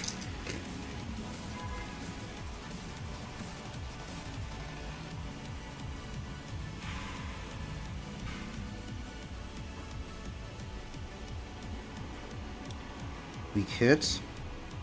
I have a choice of adding bonus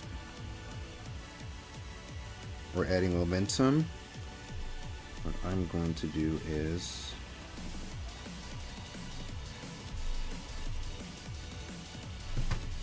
get my +2 momentum.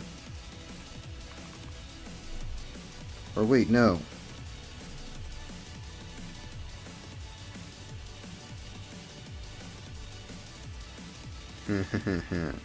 I get +3 momentum.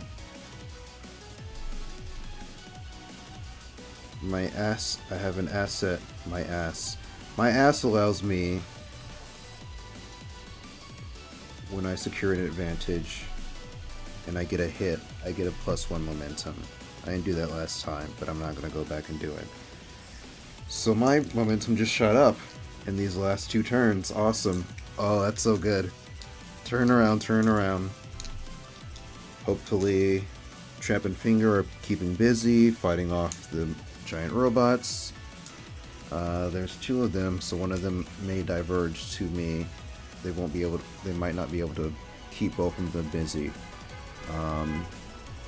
But I will worry about that later.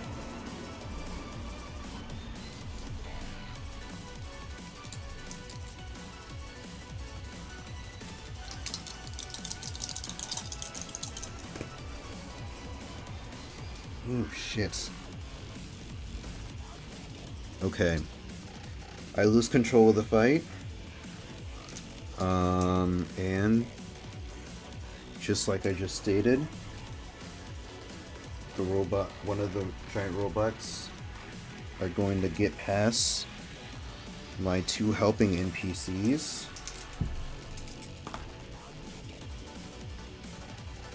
And what's it gonna do? Ooh.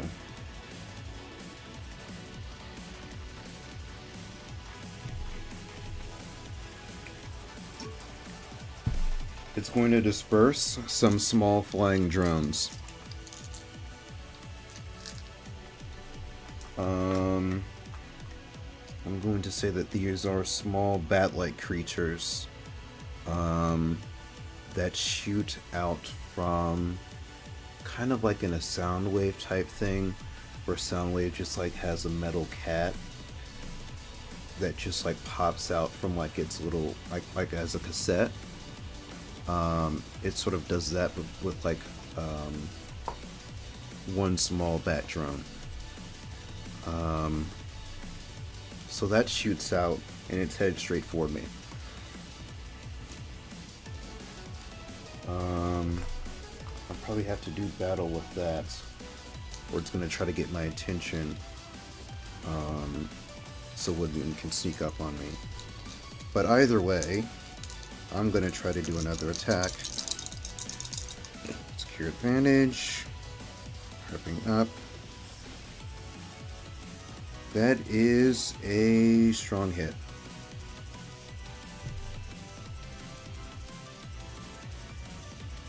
I used to do this all the time. I used to secure advantage before everything, so I could just get another single bonus or something other than that that's good would happen. And I stopped doing it because I got too cocky. But this is humbling me once again.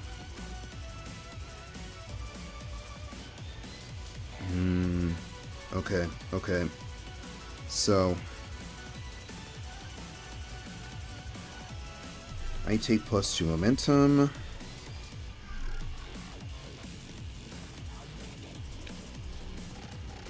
Whew, okay. +2. And I get a bonus on this next attack.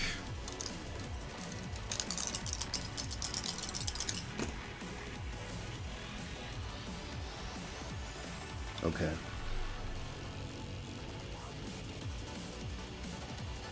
Not the best hit, but it is a hit.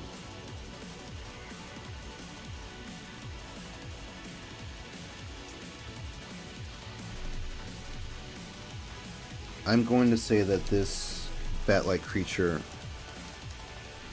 is about to attack me. It's like right in my face, and I have to do something about it now, or it's going to do some hits on me.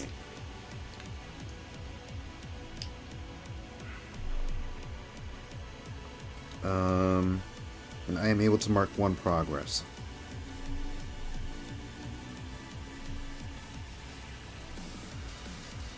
Ooh, shit. I am creeping up. I'm gonna roll battle to just like get rid of this fucking thing. Rolling battle is where you do a small fight that happens in a blur. So you just fight super fast. I am going to attack this thing at a range and use my arrow drive. Just do like a few quick crossbow shots at it. But I will secure advantage and take a moment to aim.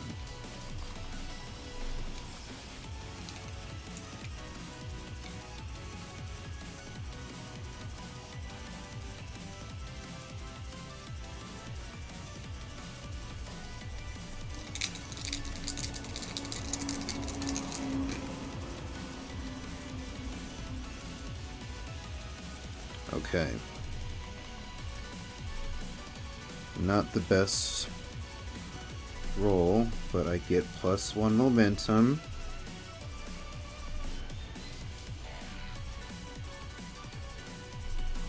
Okay, during this fight, my momentum shot from 2 to 9. Awesome. Thank you, securing an advantage.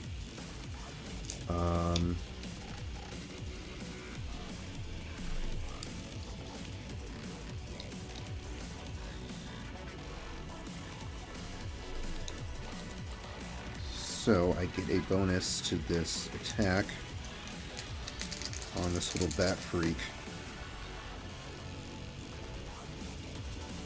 Okay.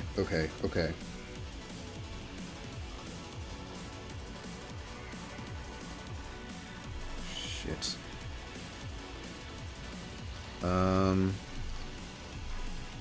So I do get my objective. I'm going to say, though, it costs a bit of supply.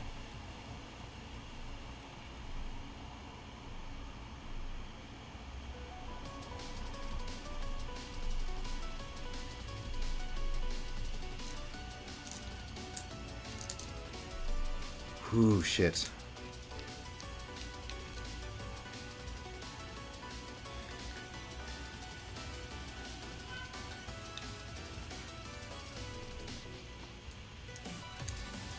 Alright, what are my next steps here? This thing has 6 of its health left.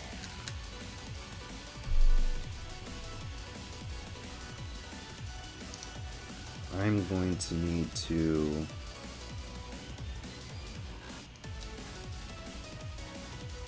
react. So I'm going to do an attack from its reaction. I'm going to do a react move from its attack. The Wood Mutant. So let's see. It was a bat.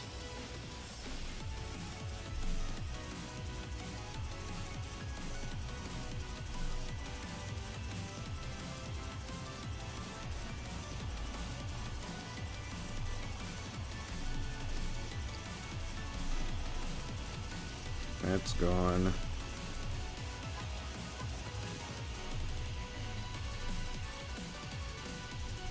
I'm gonna say he's gonna move closer up on me, just like right in my face.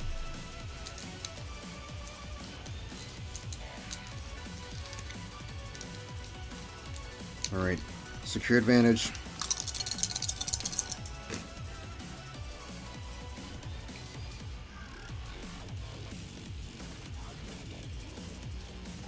Okay, it's strong hit.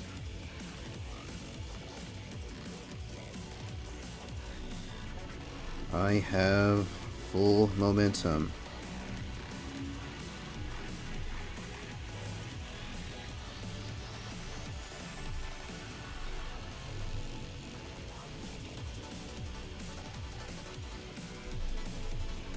And I get a bonus to this next roll of reacting.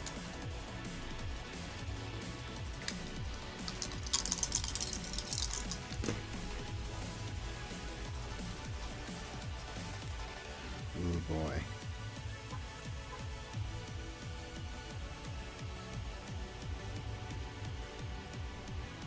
It's 5, 8. Okay.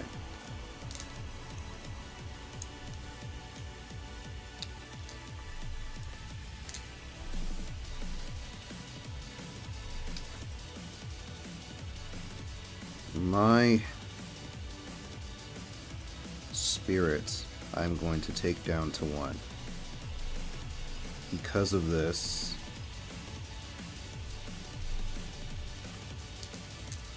I don't want to... Actually, you know what? It's more likely that I'm unprepared than unspirited. So when the supply, the lowest of the 3 on the right side, when that goes all the way down, it means I'm unprepared for the rest of the journey.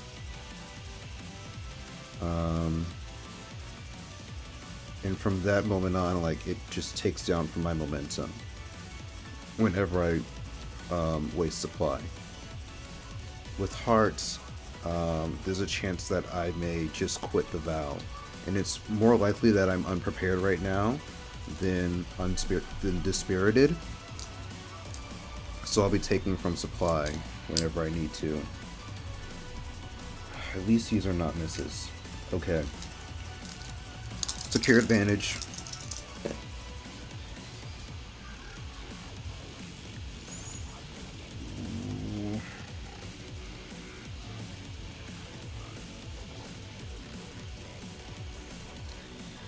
It's a strong hit. +1 to this.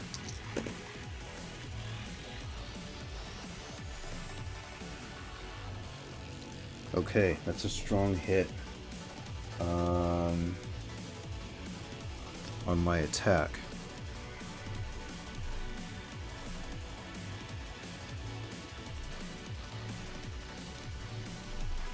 Two progress.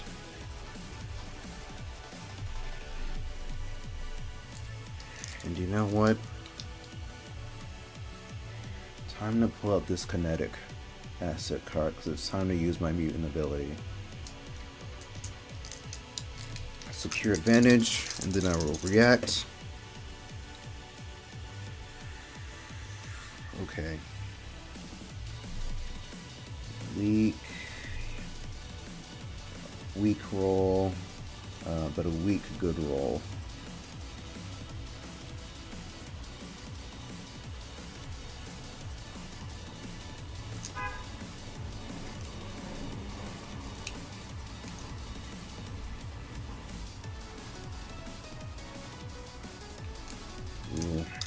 If I can,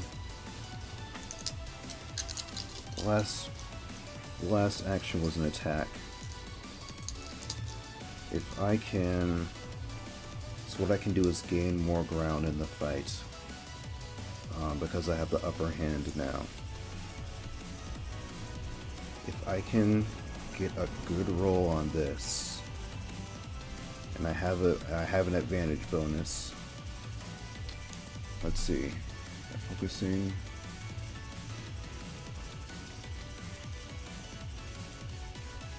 So I can add +2, +1, +3. What's that? It's +6.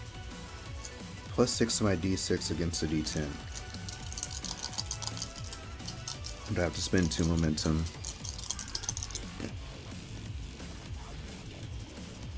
Ooh. Holy shit. Thank goodness it was a plus. That's fine. I'll take 2 off for this.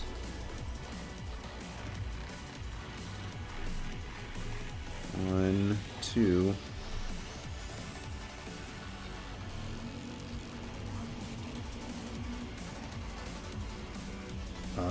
And since, yeah. Oh, wait. I did say. Well, mark 1 progress. So that's double. Metal mutation is the weakness of most other mutations, which is why I went to get the metal mutation first. It's just one of the strongest ones, even though ironically it was easy to beat. especially using metal cutting, like metal blades to just cut through wood, like it's obvious. So I'm going to do 2 progress, and this was just to gain ground. Ooh, okay. Oh man. It almost had me in the first half, not gonna lie. Oh man. Okay. You could still take me out. Let me secure advantage for this one last strike. And this is all with the asset of Berserker. When I secure advantage, I'm embodying my cyber rat being, just the claws and the fur attachments and the tail, and using just like the rat abilities that I have like in my programming, because I am a mechanical being that is meant to imbue the physical traits or mimic the physical traits of like a rat. I'm a lab rat basically, created in a laboratory. But when I use my Berserker asset, I am sort of just like embracing the wildness of my animal side instead of my sci-fi robot side. So I'm using all just like the little furry animal parts that I have on my biology. And so with that, that is what's really giving me the extra edge, and it's giving my bonuses, and it is what's been fueling the momentum this fast. It's literally just me playing it safe, and thankfully there hasn't been too many misses. But oof, okay. So this was for rolling secure advantage. +1. Okay.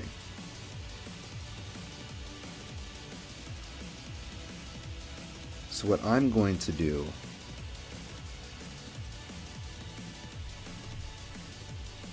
and I get +1 momentum on a hit, +2 momentum for successful securing of advantage.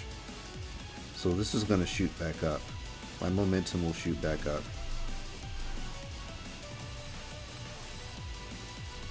Awesome, awesome, awesome.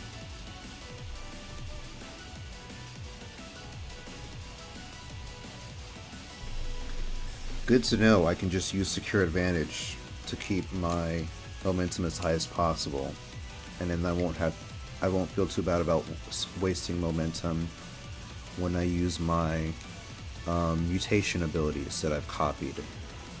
So I've already copied the Wood Mutation, that was from last time, and then I have my middle mutation that I'm using now, and I'll probably be using that a bunch of times, my middle mutation, for a bunch of different other bosses, the other mutants.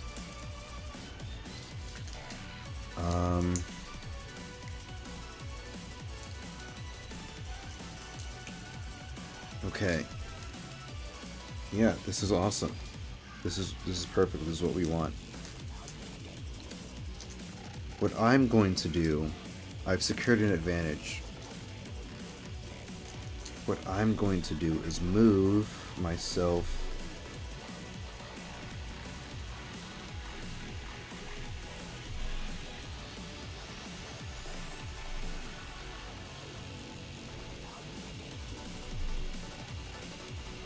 towards the console.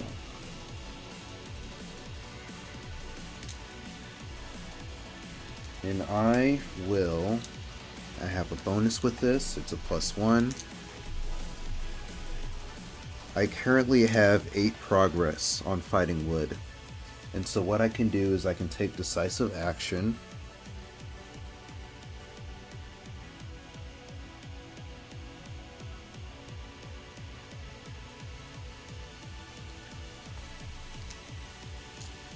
I can roll my 2d10, put it up against the 9, because it's an 8 plus 1 for my progress with the fight wood.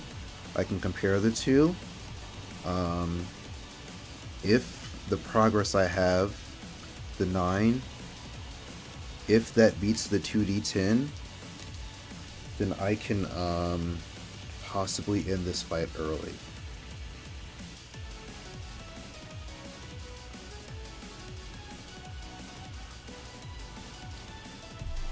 What I want to do when I'm taking this decisive action, the decisive action that I want to take is destroying this module, severing the connection. I've already had Girl Riot interface with the module. With her help, because I am trying to disassemble a device. Am I just gonna add +4 to this? 4 plus a 9 against 2d10s. It's a 9. It has to. This happened.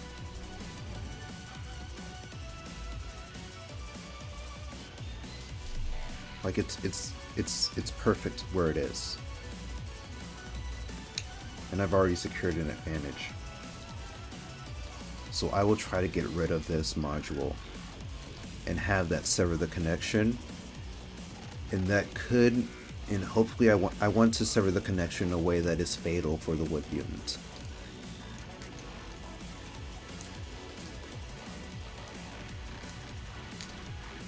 Yeah, that's what I'll do. And if I have to like take some debility, what I'll do is I'll waste supply.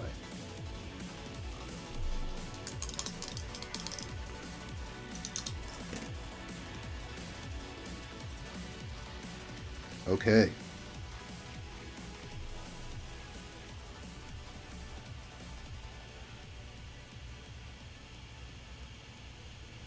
So, here is what happens.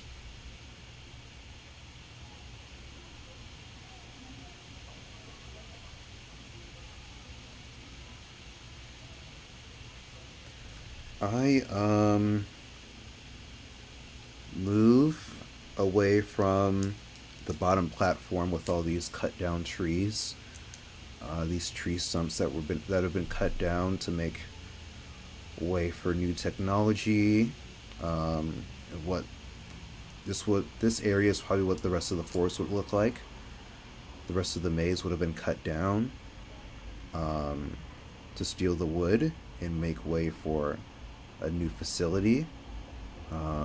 Just like fucked up Lorax situation. I move past all of this. I go to the module. And I just do strategic demolition.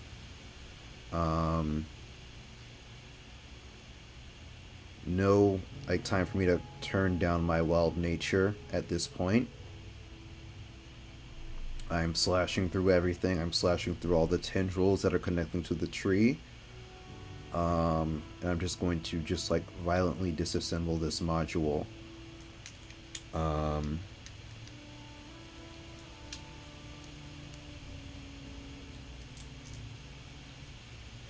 I rolled a strong hit. And I basically got all the progress done to get rid of.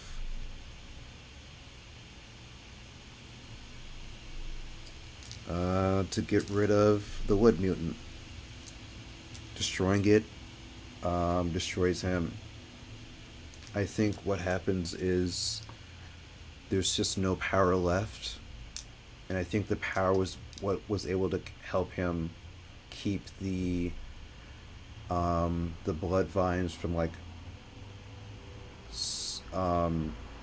coming out from inside of him and completely entangling him.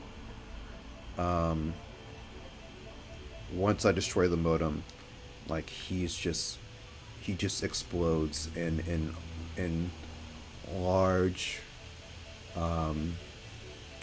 thorn vines. and sort of he is a mutant. He's sort of robotic, but he is a mutant. He has cyberware, but he is a biological creature, and so it's gory. It's pretty much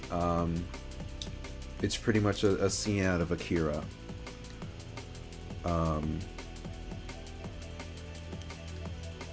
Just like a bunch of vines balloon from inside of him, and what comes out of him turns out to consume him also. He is slashed. And just parts of him, if they aren't cut, they're just exploded. And he is ripped apart from the inside out, and there's nothing left. Where once he stood, it's just like a huge tangle, a large bush of vines, and there's very little left of what he was. And with that, I'm gonna check in with our two additional characters.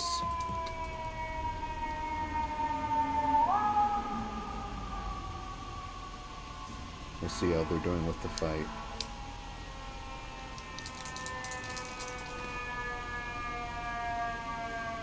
Okay. They need a bit of help.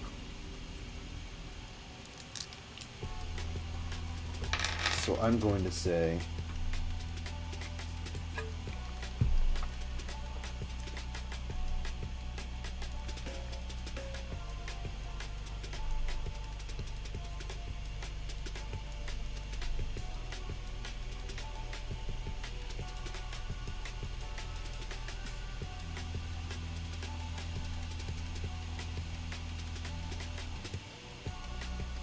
this stuff is all gone.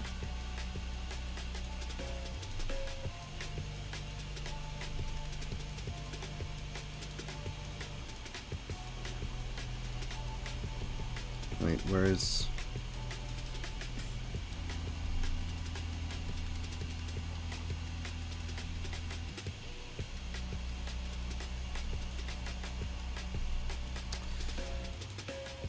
Oh no.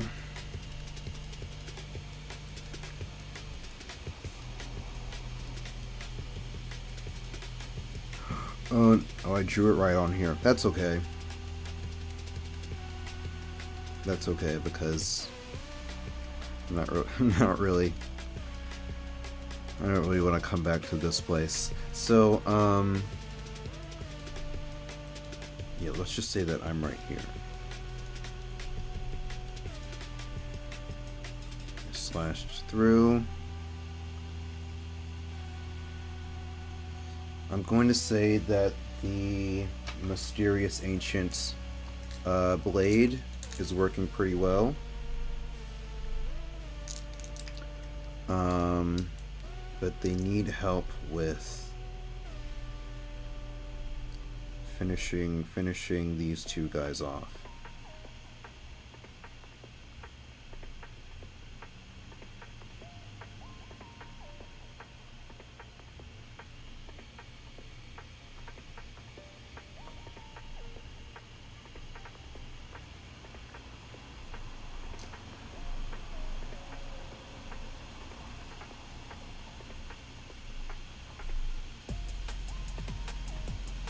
We'll say clear out one comm.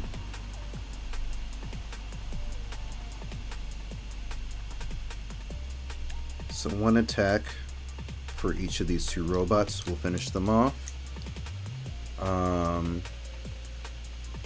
And then we're just gonna rush out.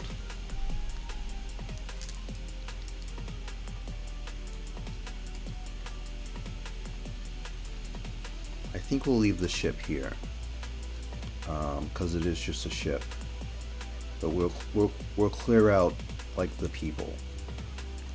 I think since the Gilgeam machine was able to interface with technology, you may actually want it around. We'll check in about that another time, but it's already 1:15, so I will just knock these few guys out and then leave. So 2 actions to take these 2 guys out, and then 1 action to hop on the hover bikes and escape with our lives. This was a fucking fight. Holy shit. In fact, I will do this with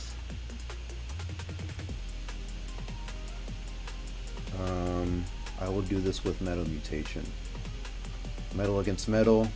I will use Metal Mutation to fight the mechs. So, attacking the first one.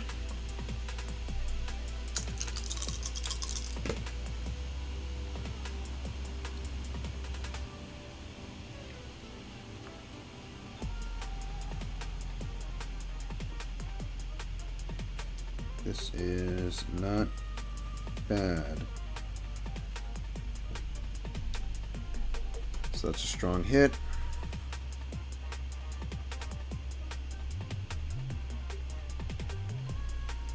That's 1/3 of progress.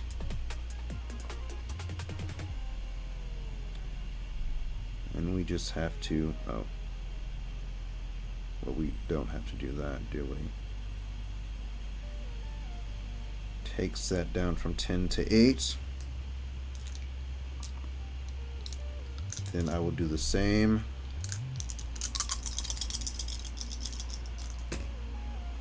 For this next one. Okay, for this next one, it is not the highest roll that I could possibly get. Since this is the last one, I'm going to say something interesting happens. And we have to roll on the table.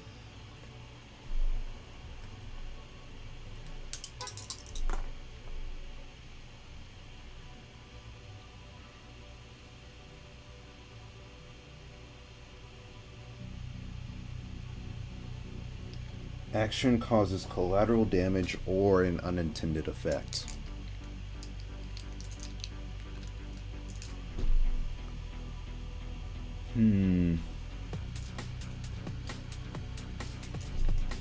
Well, first let me mark progress.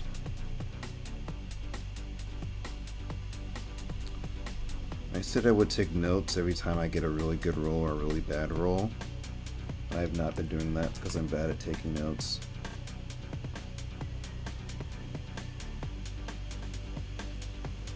If it's my job to be a note taker, if this was like actual full tabletop and it was my job to be a note taker among the group, then I would do that.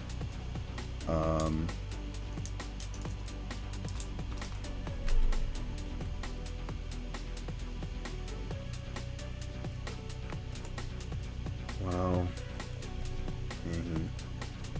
Maintaining.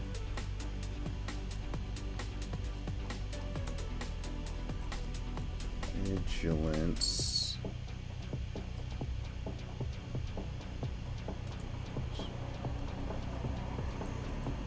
With my rat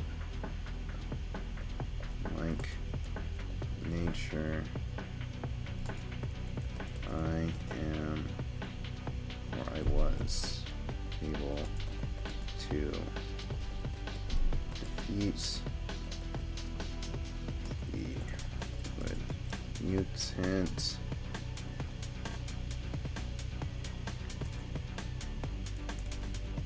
I finished off the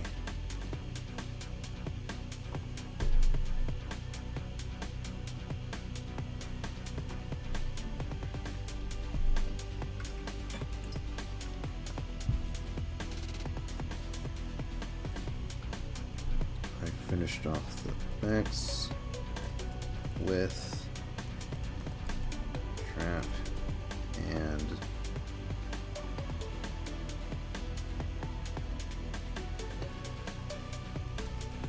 finger, but okay. I have a couple ideas for what happens. But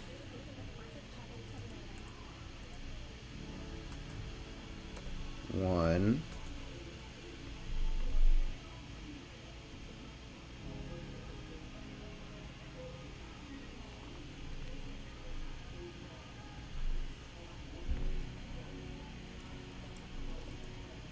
the tree is damaged.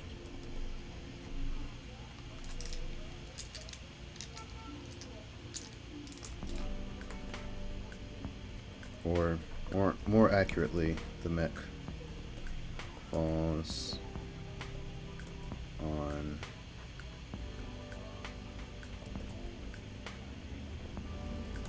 side of the tree, or two,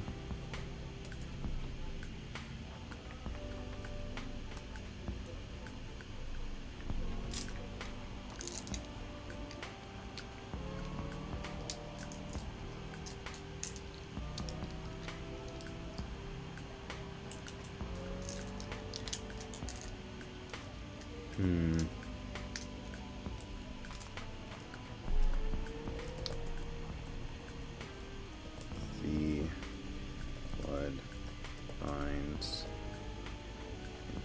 tangle with the mech. Yeah, okay, so I have two ideas of what could happen. And I'm gonna roll the cruelest dice I have, the D4. And we'll see which happens.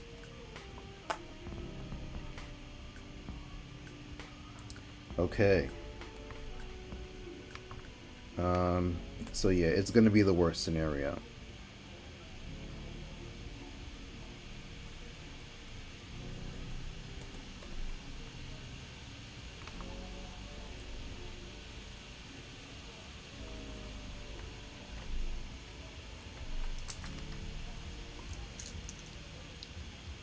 What would make this worse if Wood Mutant's consciousness was still inside of the blood vines, and so this could be like a final form, which could be really bad.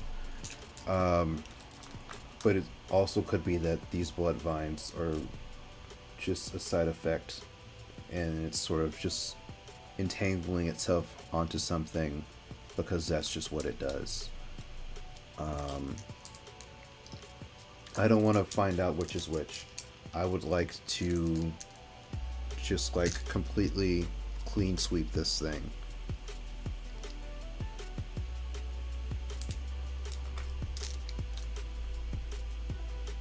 Me and Trap are going to do... I'm going to use my rocket hammer. Trap is going to use... you know what? No, I'll keep using my metal mutation. And Trap is going to use his fire powers. Plus, I'm sure the weapon can cut against blood vines. So that is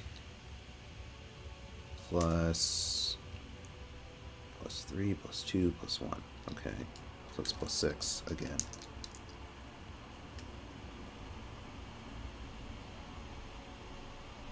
And so this will be just a regular type of danger roll.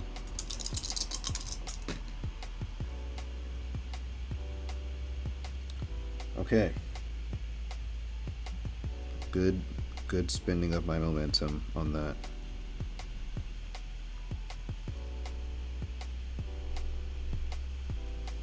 Yeah, we just get rid of the butt vines. It's now just a regular wreckage. We're able to cut and burn everything down. And with that, we will leave.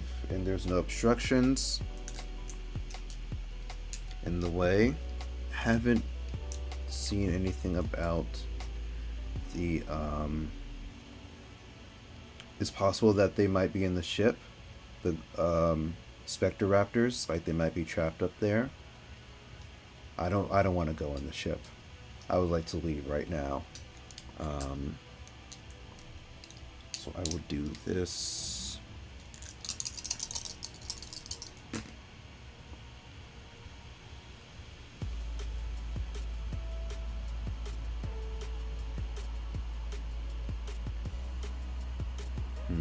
That's a miss.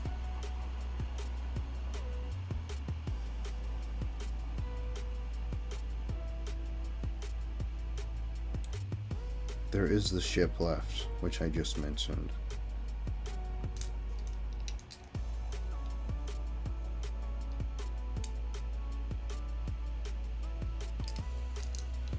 Let's see what's in our way. We were supposed to just hop on the hover bikes and head out, because it's a straight shot to the portal.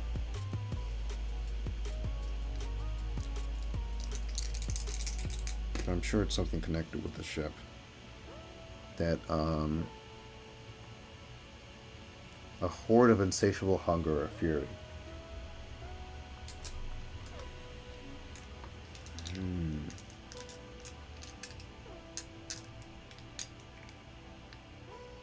Yeah, it's got to be the Spectre Raptors.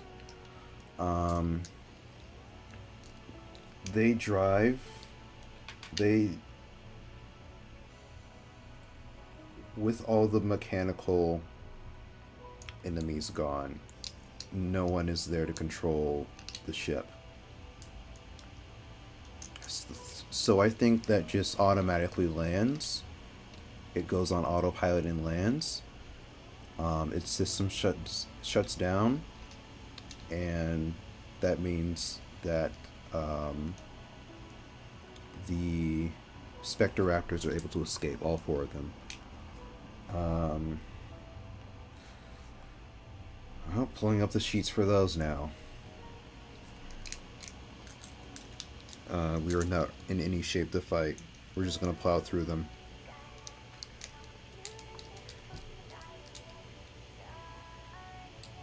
We're going to try to avoid them the same way we avoided the mechs at first.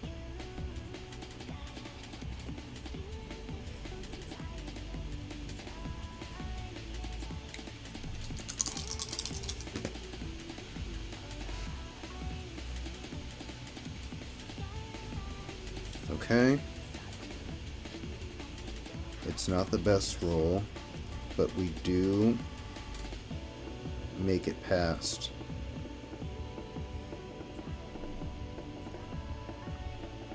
And I'm gonna say we spend a bit of supply, because who cares right now? That's it. We did it. We just about made it.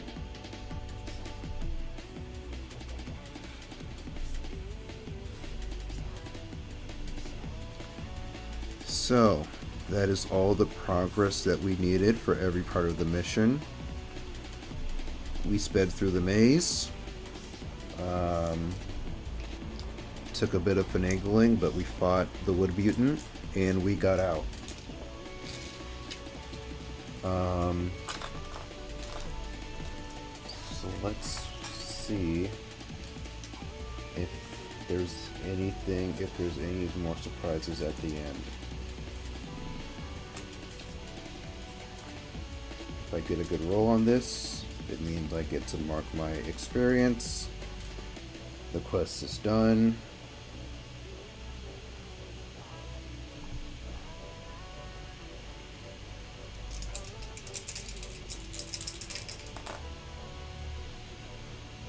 Oh yeah, we're good. So, that is it. Successful. Bit touch and go. Was not looking great the first part, but we figured it out. That was awesome. This is so awesome. I love doing this so much. I know it's a little rough around the edges right now, but this was a successful story. We figured out. Not only did we do the objective that we came here for last time, but we got like a good bit of closure on like this area. Like we got a good final match. And you know, we took down a worker for one of the biggest corps, or just the biggest corp.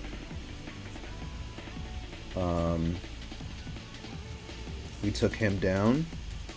We were able to free this magical forest. This god seems like not the most trustworthy, but we managed to help him out. At least it didn't hit the tree, the mech. But yeah, I will put in the last bit of these notes. Other than that, this has been the session this time. Thank you for watching. I'll be back on to getting to the bubble mutant. We'll be going out to the bubble mutation on Tuesday's stream. Until then, we'll see you next time. Thank you for watching. I hope this was somewhat enjoyable. I'll be able to figure out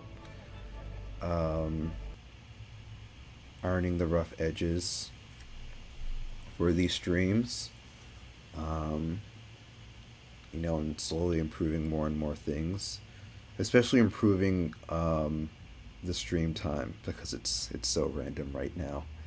I just have a day that I like to stream planned out. I'm thinking late afternoon, early evening for streaming time. I think that's a good place to put it. But other than that, yeah, this has been another episode of BAXTERRATIC. Thank you for spending time with me on this. I will see you all later. Bye.